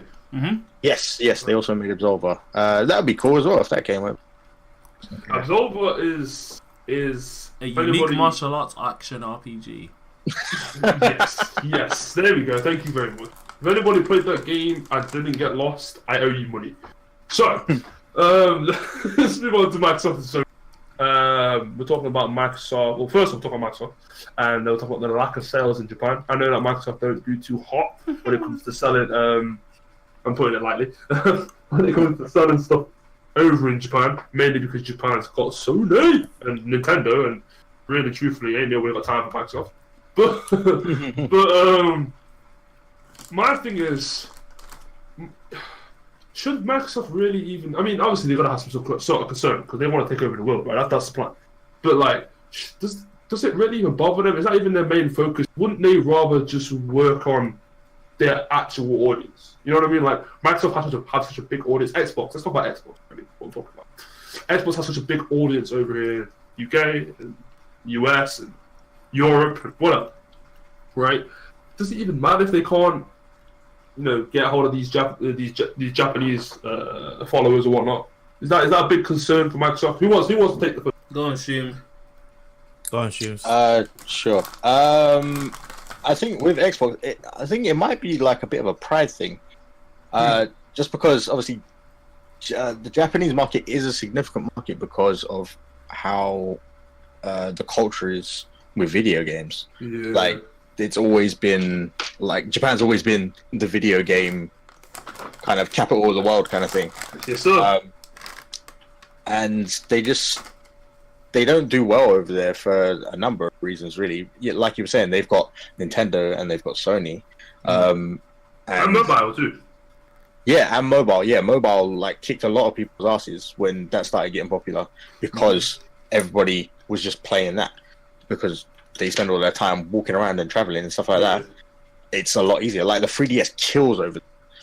Yeah. And yeah, I think it's just something that Microsoft's never really been able to understand, especially like from the last generation as well, because Microsoft usually was quite focused on like action shooter games. Yeah. And that doesn't translate well in Japan. They play role-playing games, they play action games, they play like strategy games, stuff like that. Yeah. That's what's popping over there, and like Nintendo games. And so I think that's why they don't do too well. Like so I got an article here from, it doesn't say an exact date, but it just says a year ago. Sorry. Yeah. Microsoft's Xbox One sold a whopping 187 units in Japan last week. So there was 1 week last year where they only sold 187 Xbox Ones. You know what? I actually heard, just a quick tangent, I actually heard there was an artist in the UK that only sold like 150 something albums. I think it's Robbie Thicke. That's an artist, right? Robbie Wow! Wait, what? Robin Thicke? Tiny, like, whatever, like... What? That's right, wait, Robin Thicke only sold... Wait, first of all, he's not even from the UK. Yeah, No. in the UK. Say in the UK market. Yeah. In the UK model, raw. Anyway, back to the About you. Yeah. back to, So yeah, 187 Xbox Ones. So to compare that with everything else for that week, there were 444 Wii U's. So you've already been double paced by Wii U's. There was 1,724 PS3s. Wow. You're getting PS1. from last gen. There was 1,999 new 3DSs. There was 5,050 PS4 Pros, 6,242 DSs, 7,780 Vitas, 25,006 PS4s, 25,719 new 3DS LL, which I think is the XL model, and 45,509 Switches. That's mad. Like, that's how bad they do over there, and I don't know why they don't just concede and like you said, focus on their audience. Like they last generation, they had a big like grip on America. Sony's always naturally done better in Europe, but Xbox had quite a big market share in Europe during the 360 days. Obviously, they lost some foot in this generation. You know what it is, yeah? It's just America trying to colonize everywhere. That's what it is. And the Japanese are like, no, you cannot come here and come and take my property. Yeah, Eric Cartman, baby. But yeah, like I was talking to streams about this, and I was also talking to Peach about this too. I was like, they should probably just pull it. Like, yeah, they'd be upsetting the few that would buy it, but let's be honest, they will find a replacement. They have to be losing money by launching in that market. Yeah, because obviously logistics for logistics wise, it's not cheap to send stuff. Like, so to get this is just the thing, but like to send stuff over there costs hundreds. Now, and that's if you're just sending one thing. Now imagine if you're sending a lot of them things. Because not only are you paying for them to get there, if they don't sell, you're paying for them to come back. Oof, that's true. To get repurposed elsewhere, where where their market is. Yeah. It just seems like could you imagine if the market that we're buying it over there were Americans or something living in Japan? You know what? 187 of them, sure. I believe it. You know, the craziest thing is that might actually be true. That could be the most jacked up thing about it. That might actually be true. It's just Americans living over there. Trust me. Or just people just from not Asia. Do you guys want to move on to the last game we talked about? Sony's crossplay? I think we can briefly just mention it because I don't think there's really a lot to mention. It's a lot more opinion based. Yeah, we don't really have a question. It's more so just explain the situation. Now, obviously, everybody's been waiting for Sony to allow us to play with Xbox players. No longer will we have these stupid wars where, Xbox is playing its own. It's better than PlayStation. PlayStation's better than Xbox. You know, oh, yo, you should jump onto this, right? Everybody can play together.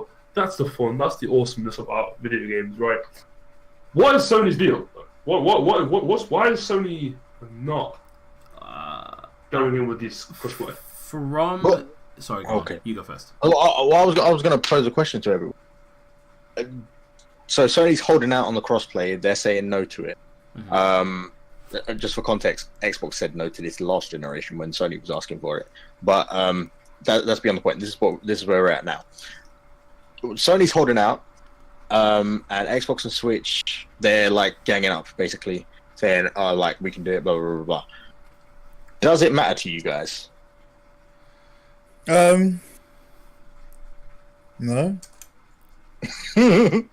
No, not really. Like, it would be nice to crossplay, like, but I feel like depending on the type of games, I know if you're gonna crossplay, what games are you gonna It'll allow? be the ones that are available on both. So like Elder Scrolls or what the fuck is that? Sorry, ginormous thing just flew in my room. It's right. So the conversation. Give me a second. I'm just gonna go eradicate this real quick. No, I think it matters to me a lot, and I look at it from like a gaming, like what gaming can become. Because I believe the next generation is this idea of it's compatible with everywhere for everybody, anytime. You know what I mean? That's what I don't believe graphics is the next generation. I think. Or I don't really believe having these immersed stories in every single game or something. I don't believe that's the generation. I believe it's just accessibility, better servers, things run faster, things run smoother, better hardware. You know what I mean? Like more accessibility. Like I believe that's the next generation. I feel like a good step is to allow these systems to play with one another. Now, is it fair? Because if you think about it, PC triumphant over. You play Fortnite with somebody on PC, and you're on the Wii console on the PS4. You can't. There's only so much you can do against it, right? So wait. So just for context, you can play against PC and mobile on PC. Yeah, you can. You can. Like, I think that I can't see any reason. I don't see the point of not allowing that extra platform. Perhaps you really going to have beating up whatever that thing is you'll hit. I just, long story short, I just want it so if I move my boy up and I'm like, yo, bro, let's go play 2K, NBA 2K, right? That's all I play a lot, right? He's like, yeah, sure. He doesn't have to take his PS4 out of his drawer to put it up, hook it up to his TV, get his PS4 controller and charge it and everything. Just play it. Yo, this guy. You can't just didn't even mute his mic here, my guy. I just want it so it's just easy, so it's just quick, fast. Like, yo, let's just boot online, jump online, let's play. You know what I mean? Like that's what I would love. So anyway, continue your point. Anyway. Yeah. So all right. So I've got. Well, we haven't got Sleep's opinion. We'll get that in a minute. Yeah. For me, I just don't feel like it's a big deal. Purely because, just like no other game lets you do it, and we've all been getting along fine with it. Like on a lot, majoritively, no other game really lets you do it. Like Rocket League does or whatever. With certain platforms, I hear what you're saying. Like, so if your friend's got an Xbox and you've got a PS4, you can just play it or whatever. Yeah. But I just don't see how big that audience is. And on top of that, dude, that's why I say depending on what game. Yeah, nobody's really been able to tell me how this benefits Sony. Because at the end of the day, they're a business. Like, they're trying to make money. And on top of that, they have the market share. They've got more than Xbox and Switch combined. So for me, it just doesn't make sense for them to do it. There's no real benefit other than maybe some public opinion. True. That's true. That's very true. You know what? Every time I talk about stuff like this, I actually never really get around to proposing myself a question. And if I had to answer that question of how does it really benefit anything, really and truthfully, I couldn't really see that. The only way I could see it really benefiting is RPGs. No, it's like MMORPGs. You know, like a Warcraft or like an Elder Scrolls Online.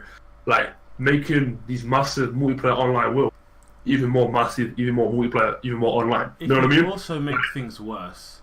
I'm back by the way.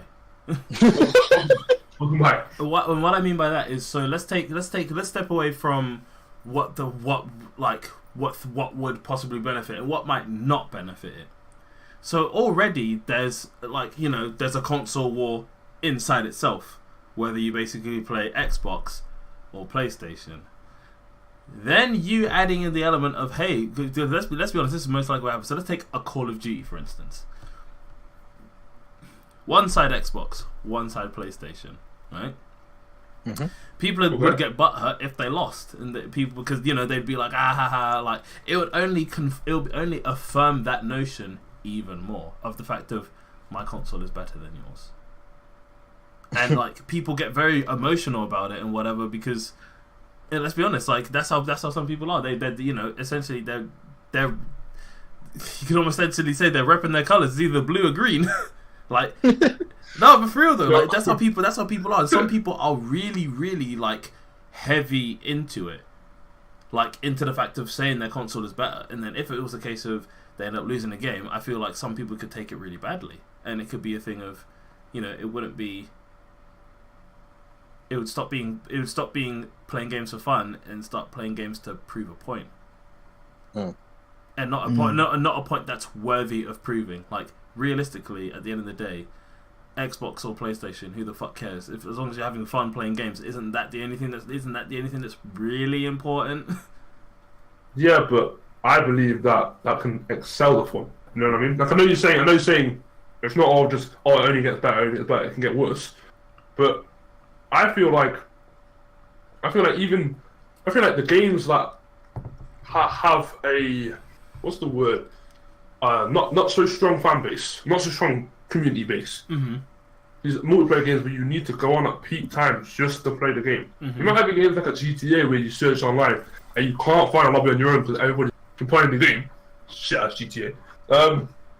Right? There's games where like the community suffers at non-peak times, and being able to grab audiences from almost everywhere, it just helps the player base a little bit, and I think that'll be more beneficial.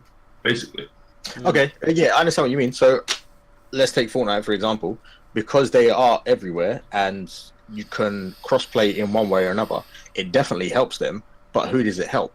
Most of all, it helps Epic, not necessarily Sony, Microsoft, or Nintendo. True say.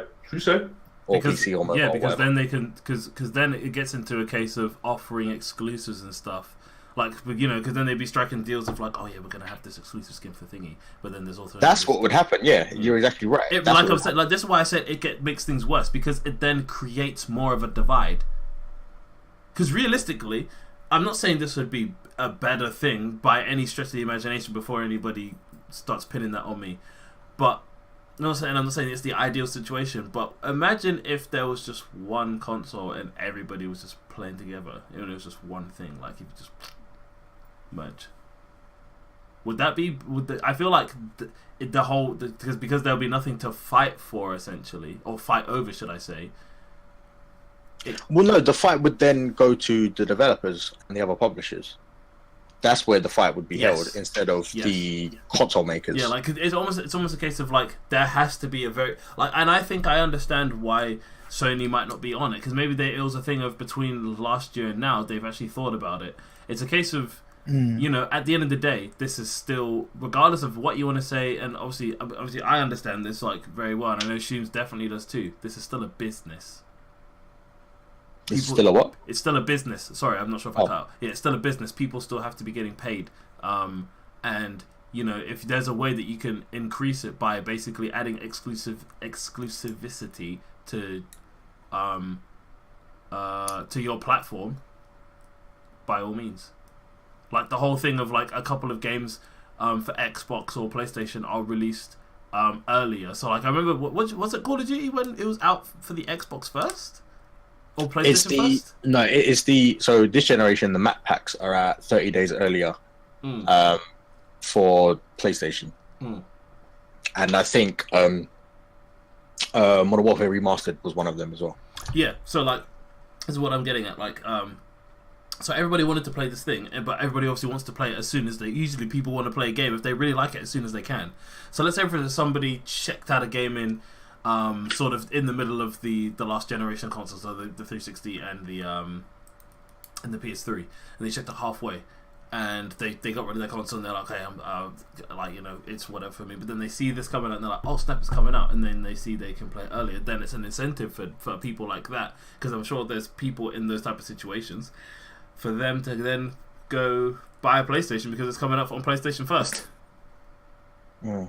Yeah, I mean, like, I see what you're saying, Peach. Like, from a consumer standpoint, yes, it would be great if there was crossplay and, you know, my boy's got an Xbox, but I've got a PS4, but we can play the same game. Calm. That'd be great. But, yeah, like Sleep was saying, from a business perspective, there's no real incentive. I have no doubt in my mind, if Sony was losing this generation, they wouldn't have this attitude.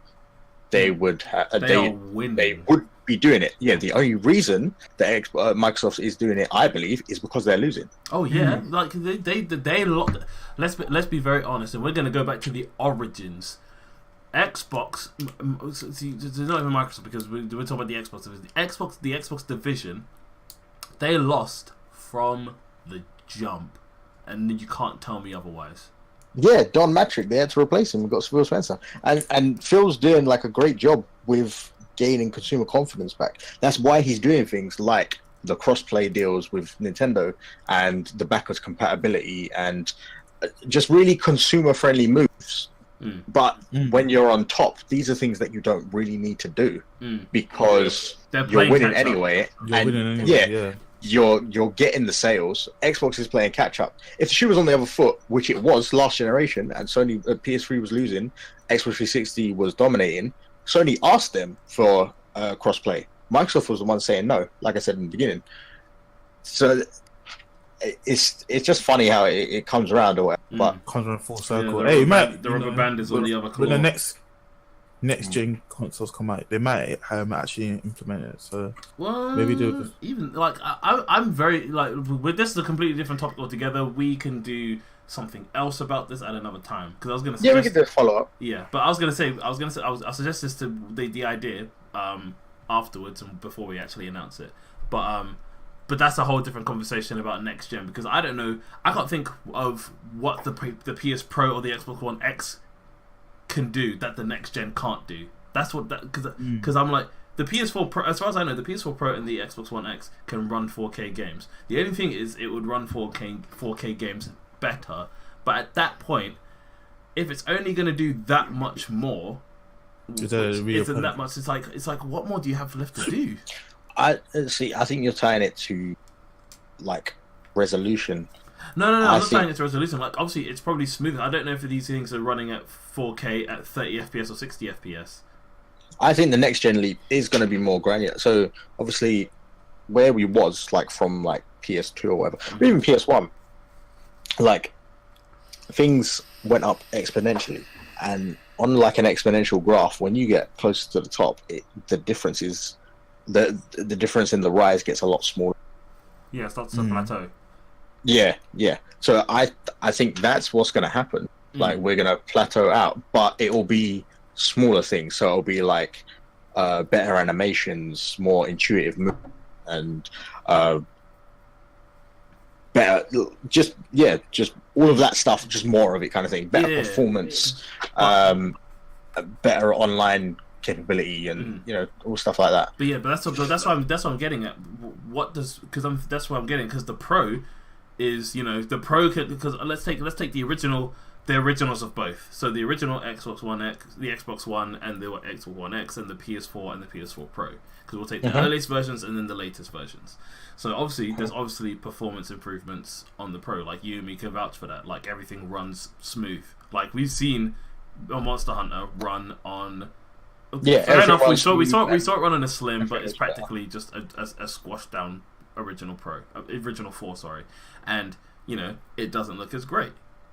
But with the Pro, and it doesn't play as well. It doesn't run as well either. Yeah, exactly. And for me, what you're saying is I understand, but I don't see where it's going to be so different. Because especially when you said animations, that just sounds like they could just overhaul the user interface if it's something where it's a menu, or it's something that's something where the people who are developing the game would then step in. It doesn't seem like something that seems like a hardware issue. Well, no, yeah, it is a hardware issue because the developers have more to play with. Mm-hmm. No, I'm not denying that. But what I'm getting at is the fact of you're saying animations. Animations is just movement. It's taking one. It's because an animation for like a walking thing. Let's take one walking thing and then you just slightly tweak it. Slightly tweaking it to make it either more realistic or whatever doesn't actually increase the.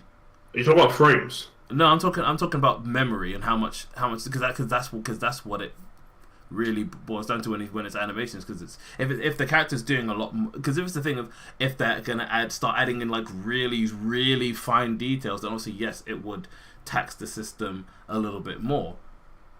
If that's what you're getting at, then that's less of a animation thing and more of a graphical output thing.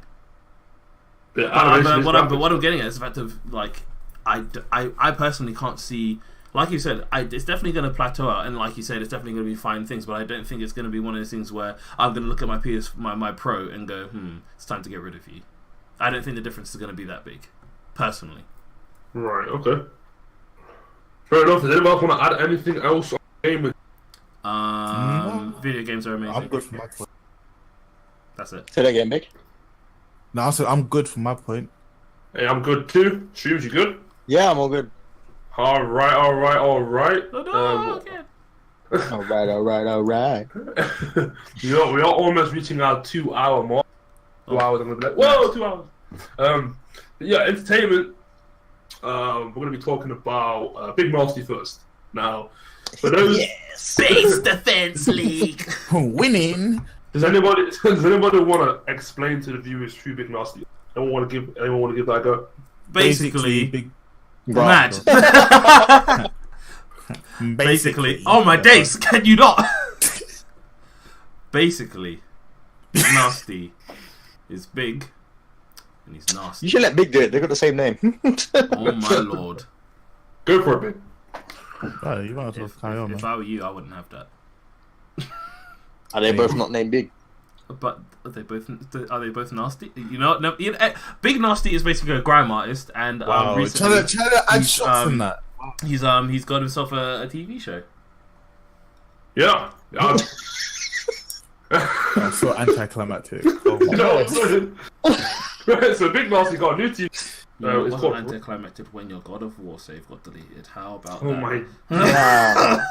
Ryan, come down here and bag me straw, bro. Don't worry, I'll delete that. I'll delete that too. I'm a bus judge on you. What? What? I'm a bus That's judge on you. you're going to excuse me? Judge. Oh, My days. must judge. I'm just gonna kind of just I'm talk gonna about get Big the judge, Nasty's bruv. new show, Rapper to Reporter. I'm gonna send you to Penn to watch man take your cornbread. Is my name PowellGuyGaming? Oh my gosh. I am entertaining this nonsense. I get that. We're being serious now. Okay, yeah. So Big Nasty got a new show called Rapper to Report. He's partnered or sponsored by I think 888 Sport. He's basically taking his kind of grime artists, kind of like London lingo, and his funny comedic side, and bringing it to daily reporting, like daily reporter tasks. I watched episode 1 to 3. Wait, are you talking about the actual TV show or the actual webisode? Because those are two different things. Website. Oh, I was talking about the TV show. He's got like a proper show on Channel 4. Like he's got Yeah, he's got an actual proper show on Channel 4. That's what I was on about. Oh, the Big Nasty show. Yeah, the Big Nasty show with him and Mo the comedian. Wait, what did you Yeah, Mo watch? Gilligan. I haven't even watched that. I'm talking Mad. about. He's on some other Wow, stuff. no, that thing was just for the World Cup. That thing has been shoved down my throat for the past Close your mouth then. Gay. Mad. Gay. Let me explain it. Gay. Shove it down your throat. I don't know you like to like that. Well, okay. First and foremost, calm yourself. Second, I don't have ad block, alright, on Google, okay? So I get adverts running on my on my Chrome YouTube. Why don't you have the reason why I don't is because like YouTubers need the monetization, and I feel like kind of rude. Just I'm a YouTuber, man. I don't want to, you know. Alright. Nah, ban them, fam. They've made it already, fam. Wait, hold on. I swear it doesn't matter. I think it. I can't say it's for another time. the point is, imagine watching adverts for no reason. This 888 sport has been shoved like all the time. Every time I ever goes, yo, I'm big nasty. 888 sport. I'm like, yo, this guy, get off my screen, bro. Right? So that's what I was talking about. Off the screen. In this guy. It's always trying to set me up. So big nasty inside. I just heard a hand. Hey, let Peach finish this. I'm gonna briefly talk about it. I want you guys to talk about the actual show because I've never even heard of the actual show. Long story short, he's doing little web episodes. Unfortunately, not doing too great. The first one got like 1 million views and 100 likes. So, Raw. Mad. Not dislikes. There's not many dislikes. It's just 100 likes, but that's a weird conversion. So it's doing very, very, very bad. Big Nasty. I'm hoping your actual show is good. If someone want to tell me about it, tell me in the viewers about his actual show. It is hilarious. Okay. What does he do? Yeah. And the thing is, they were roasting like the first episode. Him and Mo Gilligan were roasting. We're roasting the actual like cast, not cast, but the directors, saying that how the directors try to take away how they wanted the actual show to run, and they were like, "Oh, these white people just pissing me off, man. Like, how you gonna try to tell me how to make a show for black people when you're not even black?" Damn. Wait, so is that all he does? No. So he does. So what was he? So all right. Basically, it's a late night show. Okay. Cool. Obviously quite comedic or whatever. So imagine like Graham Norton show. He has guests come out and talk to them, make fun of like stuff they do and some of their clips and stuff like that. Just talk to them, like have like a fun conversation with them. There'll be like dance bits, there'll be performances, stuff like that. It's a late night show. So there's been 2 episodes out so far. First episode he had Ed Sheeran as his biggest guest. He also had an actor from The Handmaid's Tale, and but him and Ed Sheeran are bedrooms anyway. Yeah, but still, it's Ed Sheeran. And they had the choreographer of the This Is America dance video. And for that segment, she taught him and Mo how to do like some of the dance and stuff, and he dressed as Gambino by taking his shirt off and dancing. It's a good time. It's funny. It seems authentic. He threw out a stat in the last episode saying something like 300% more black people watching TV. That's it. There you go. And yeah, when I first saw the show, it did shock me the amount of like black people that actually came out to the audience, because you don't see that on TV often. Yeah. And it's on Channel 4, and it's not like a little program. It's not like some Vice Channel 5, 6, 7 or whatever, like, all the way down. Yeah, it's a prime channel. Yeah, I think it's also I was saying it's good for the culture to be seeing that. Hey, it's awesome. Yeah, it doesn't seem forced or anything. It seems it's quite natural and like true to who he is. Because if you're watching him on the Grime Report, you know him for like Uncle Payne and stuff like that. Mm-hmm. If you know him in his music, he just chats a bag of rubbish or whatever. But, yeah. But you can tell that some of it is partly scripted, but it's obviously it's only like certain bits, so they just to keep on topic. To keep on topic and to stay into you can tell when they don't have it because there's a lot more flow. Yeah, there's a lot of improv, and he's quite candid and self-aware. Like even like the first episode, like I don't know how to run a show, you know. And what I do notice is that Mo takes over a lot of it because it's co-hosted by Mo. Mo's a bit more professional when it comes to performance, so he steers it a lot better, and it does work quite well. Wow. I'm you know what? After this, I'm gonna actually watch it. We know, when I have some free time. Yeah, definitely watch it. Definitely watch it. Episode 2 features Tandy Newton. Yeah, Tandy Newton from Westworld and Jeez. the other random stuff. And you get Craig David on as his music guest. I was also David. But give it a watch. Episode 1 and 2, I'm sure you can catch up somewhere. It's on Friday nights at 11:05, I think. Nice. Yeah, it's definitely funny. 100%. 100% would watch. I would definitely watch it on TV to give him the numbers. Yeah, or record it. Yeah, definitely. But yeah, no, genuinely, good. It's a good show. Big Nasty, doing good, doing big. I really tried to come out sleep. But now, speaking of big, we got a big man coming on next on the topic. It's Terry Crews, the biggest man of Hollywood. Well, actually, no, probably not, because I think the Rock. Yeah, go on, Pete. Say what you were saying about Terry. Crackdown 3's very own. Hey, Crackdown 3's very own. Leave Crackdown alone. It's gonna be lit. He's. I mean, I don't know. We'll never find out. Exactly. He's been fight. He's not been fighting. Sorry, he's been fighting for. He's been fighting. What's the correct phrase for it? Anyway, point being is he's been speaking out. He's been speaking out about the sexual assault case that he had. I believe it was in 2017. It was a while ago. Essentially, somebody. Who was the person that wasn't it Winstein? Harvey Weinstein. That's it, right? I don't think it was him. Oh wait, yeah, it was. What? He was the one who did it to Terry Crews. Yeah. So I believe so, or he was some. Yeah, no, it was like Terry Crews was like, yeah, this is the guy who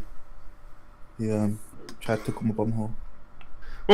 So before Big decided to tell the false lies,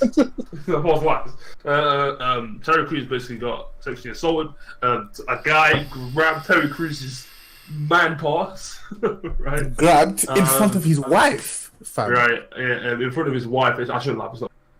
In front of his wife, and Terry Crews didn't respond how I believe maybe 70% of the world probably would have responded, which would have been like, yo, hold this fist, right? You know, he didn't punch him, backed off, and was like, whoa, what's going on, right? Sorry, just to interject, I think actually a lot of the world would actually have responded by not responding at all. No, I think if somebody grabbed me randomly, the first violence. Are we talking about it if it's specifically a dude? Yeah. Okay. Yeah. Even if it's a woman too. I'll be like, what are you doing? Get off me. I don't know who you is. Get off me. Damn. Get off me. No, but yeah. So somebody basically followed him, and he's been recently coming out and speaking about it quite a lot. He's actually been. I think a short clip, about 12 minutes, was showing him exposing Hollywood. Basically saying that, like, in Hollywood, this type of things happen all the time. It's like a culture thing for them. They don't see nothing wrong with it. The whole sexual assault thing between both men and women. It just seems like. How much do you really want this role? Yeah, no, seriously. He talks about that, and he's using the Me Too movement to empower his voice. If anybody doesn't know what the Me Too movement is, it's essentially a way of having your voice heard for any sexual harassment that has happened to you. I don't think there's even doesn't matter how long ago it was, actually. I don't think there's actually a date on how long ago it was. Right, so with the Me Too thing, I think with the Hollywood stuff, I think it was a different thing. I think it's the Time's Up thing. The Me Too thing, I think, was specifically for women in just general life. Like catcalling, sexual assault, sexual harassment, stuff like that. With the Hollywood stuff, like the Terry thing, I think that's attached to the Time's Up stuff. Because he actually mentions them. Oh. Yeah, the reason why what he says in it, he's basically saying like I said, this naturally happens, but a lot of men don't speak out about it. And I think because of that, he references the Me Too thing. I don't think he's not necessarily, he does seem like he's part. He just seems like he doesn't want to help that too. And anyway, he's basically taken upon himself to kind of be some sort of a spokesperson for it. The whole situation of this is Hollywood, this is how they get down, and there's plenty of people that have been sexually assaulted, and he even says that although he's not actually sexually assaulted anybody, he has witnessed it happening and not done anything about it. And he said he basically talks about his wife and how his wife taught him control. He was saying that if it wasn't for his wife, he would have probably punched the man, attacked the man. Probably would have killed him. Would have eaten him. Right? And he said that his wife basically trained him and taught him to not explode on those type of things. You know what I mean?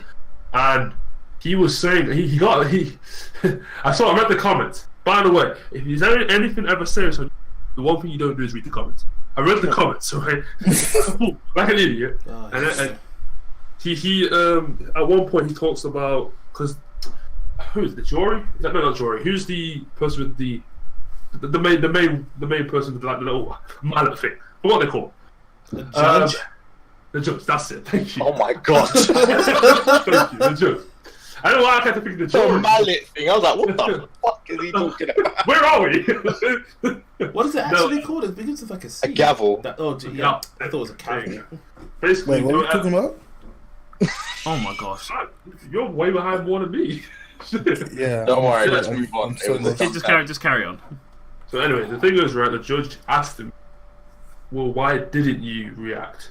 Like, why didn't you? Yeah, I saw that. She said, why didn't your considerable strength? Yeah, so, and retaliate. That's basically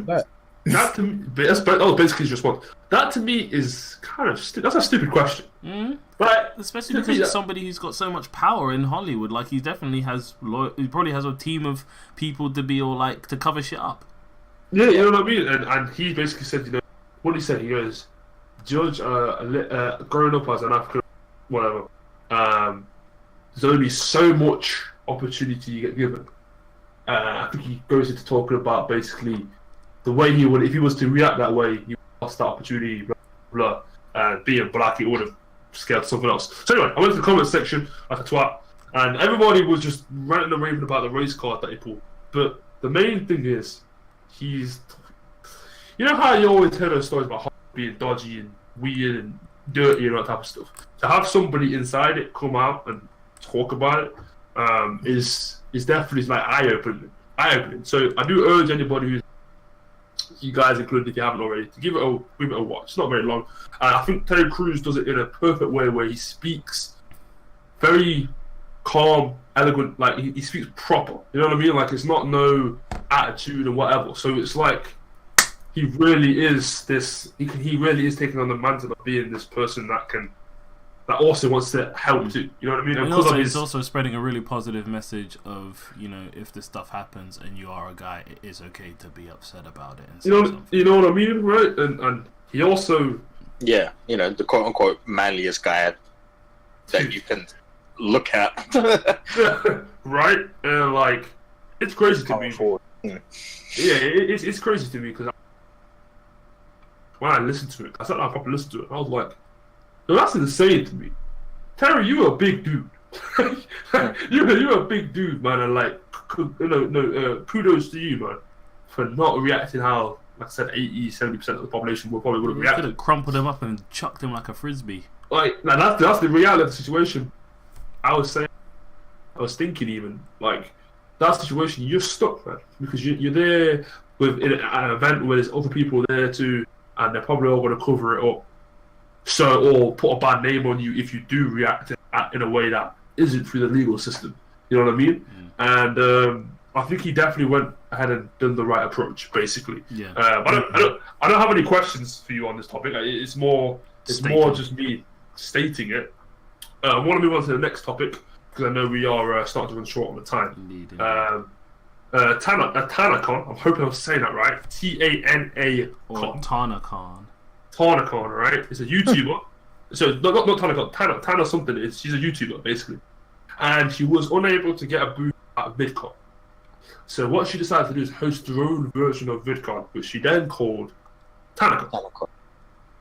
And with that, she hired and invited a bunch of people to the venue, and it was going to work just like VidCon. There's a few games or whatever you do, whatever. It's like an event. And what she had ended up doing was she was told that the venue and the accommodation would only safely hold 1,000 people. She invited, I think the number came to 4,000 or 4,000. Oh my days. So anything that happens to her, she deserves it. The topic done. So she rolls up. Also, all the people roll up, and she's charging them $60 a pop. So you're making bank of that. I'm not gonna do the math, but you're making bank of that. Hey, no, I rate this woman, fam. She was like, "What? You don't want to invite me? Banya." I can do it myself. I mean, I understand that, but I mean, if somewhere's supposed to safely hold 1,000, and you decide to invite 300 more percent of that is she's like these fucking airlines that book seats just so they can cancel them on the day. Yeah, assholes. But look, it goes further. The 1,000 safety rule regulation that they had, health and safety regulation, was supposed to have 100 security guards accommodate it. Obviously, if it's 5,000, she would need more security guards. But she couldn't even reach the 100 security guards she was supposed to have at the venue. She only ended up having 26, or I think it was 30. See, look, everything in this is just off key. For the 5,000 people, that's insane. Wait, 5,000? I thought it was 4. Oh my gosh. So it was like 4,000 or 5,000 people. Basically, it was, let's just say 4,000. Too many, innit? Too many. Right, over this health and safety, and a lot over the health and safety. What I ended up having was people were ending up passing out, fainting, because obviously some people there it's heat, whatever. And she's now facing some sort of legal charges. He might even get sent to prison because essentially she just decided to do whatever she wants and took no responsibility for the safety of anybody, even though it's your event, it's your venue. Like that to me is ridiculous. Like I said, I got no questions for the schema, but my main thing is the second you open up something and you set it as this is my event, you're responsible to. She tried to oversell. What could they charge her for?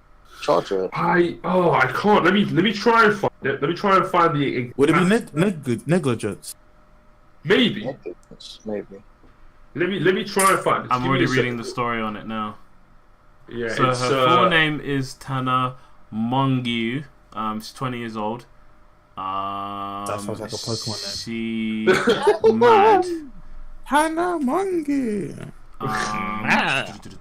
TanaCon was poorly TanaCon was a poorly executed mess that left fans stranded under the Southern California sun, dead, without food or water, and that got cancelled after less than a day due to lack of capacity for attendees at the conference venue. The idea for TanaCon was spawned a couple of months ago. I posted a video complaining that she didn't receive a featured so she's basically just like, she should have been featured. I'm like, wait, hold on. How many things does she have on YouTube? That was the reason why. She was supposed to. That's the reason why she made her own thing.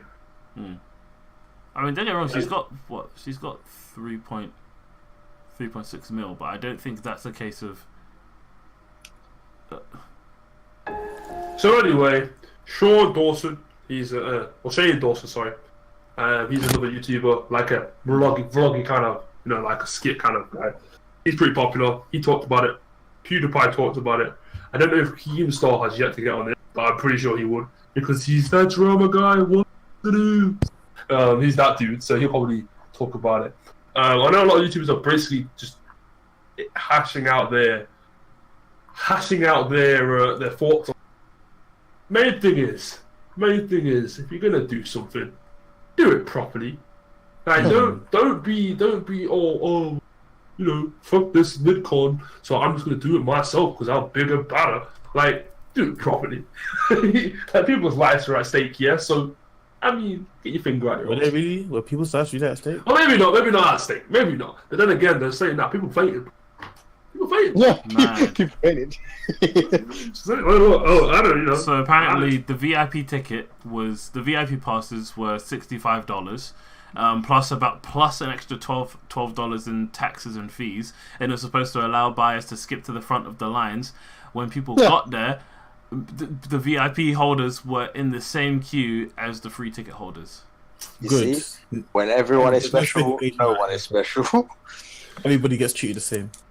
It's so mad. Yeah, so that's it. If you're gonna do something, do it proper. No, but I rate the idea though. Like, what? So you don't want to feature me? Alright, calm. Yeah, but like, you're not that though. You know what I mean? Like, you're not there yet. Okay, so just. Hey, she got 5,000 people to come. That's a pretty good feat. That is true. That is true. So moving on to the last. It's so mad. And that's just for her. Yeah. It's so. Moving on to the last topic. Just so you know, people, anyone listening, Crew will never ever be hosting an event where there's no food and water. Okay. A lie. You think I'm gonna be dash there? water at you, man, just in case you just seem hydrated. You just look at you. If you look scrawny, you look dehydrated. I'm gonna throw a water bottle at you. My family are, from Jamaica. Okay, Trust me, our families can come together. I just handing out roti and curry. Oh my gosh, I'd be in the line, bro. Hey, our events would be so wavy. Alright. What should we run over? Actually, no. Trust me, PowellCon. Oh my. See, look, that even sounds. Done. Hey, you heard it here first. You heard it. Hold on, let me just double check. There's no PowellCon already a thing. This guy. Ghost and Tommy show up. Oh my days. There is not a PowellCon. Oh my days. It's there's something called an electrical connector, but that does not matter. PowellCon. It is official. Electrical connector. It is official.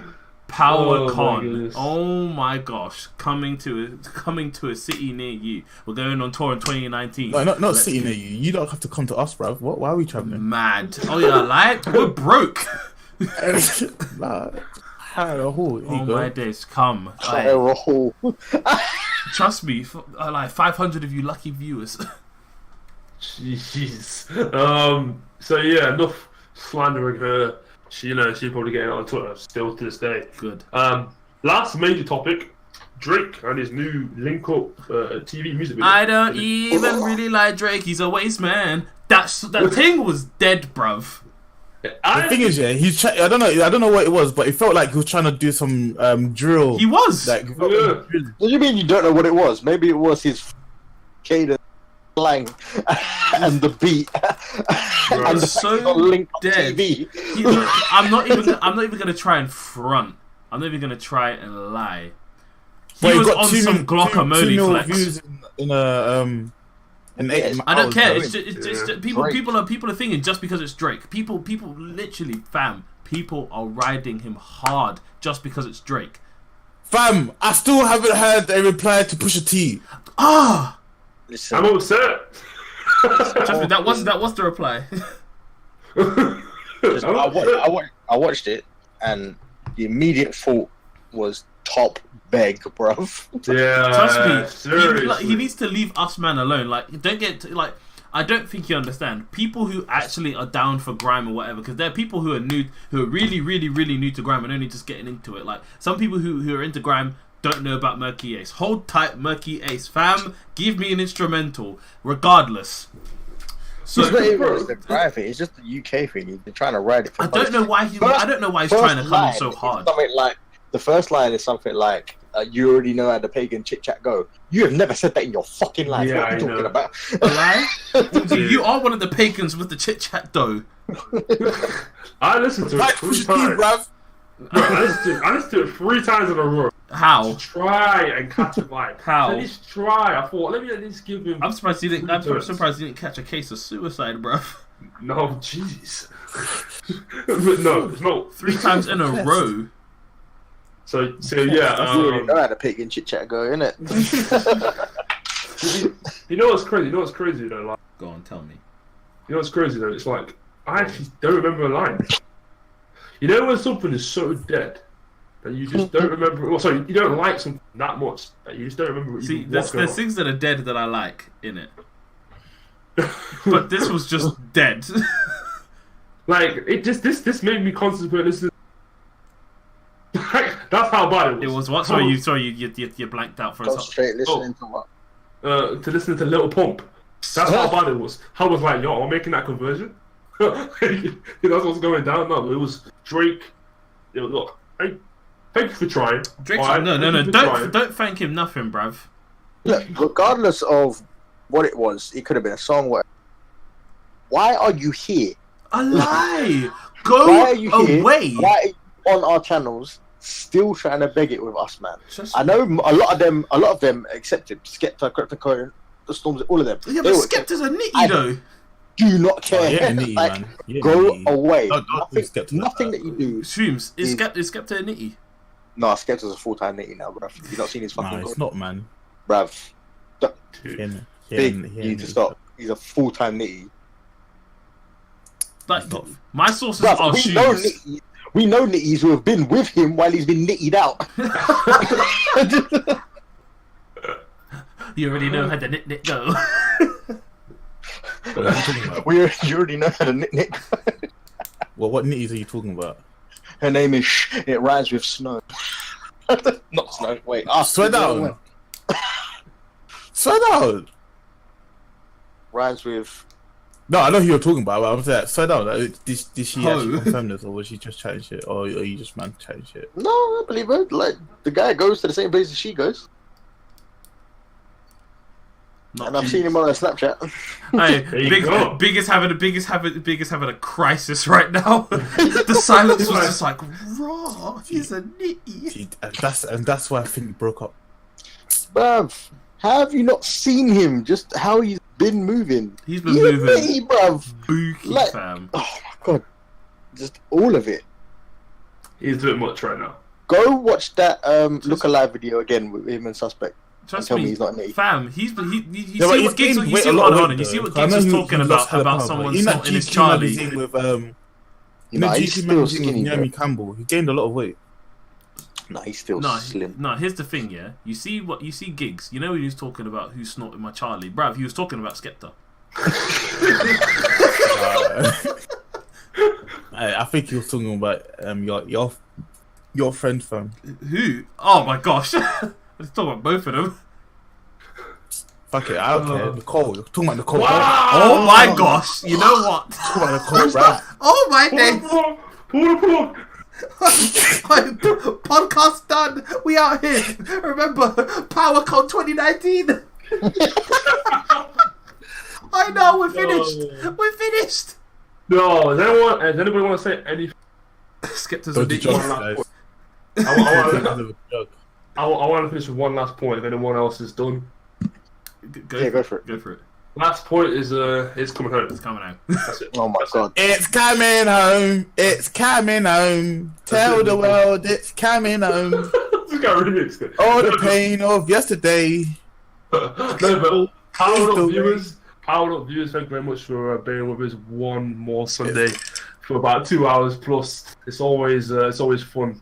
We'll be back next Sunday with more gaming and entertainment news. If you haven't already, subscribe to these guys, Big Imperial, Shumo, and Sleepless Elite. And don't forget to subscribe to PGG also. Don't forget that. Yo. PowellGuyGaming, aka Still Girl on Good Enough, aka. Wait. What did you say?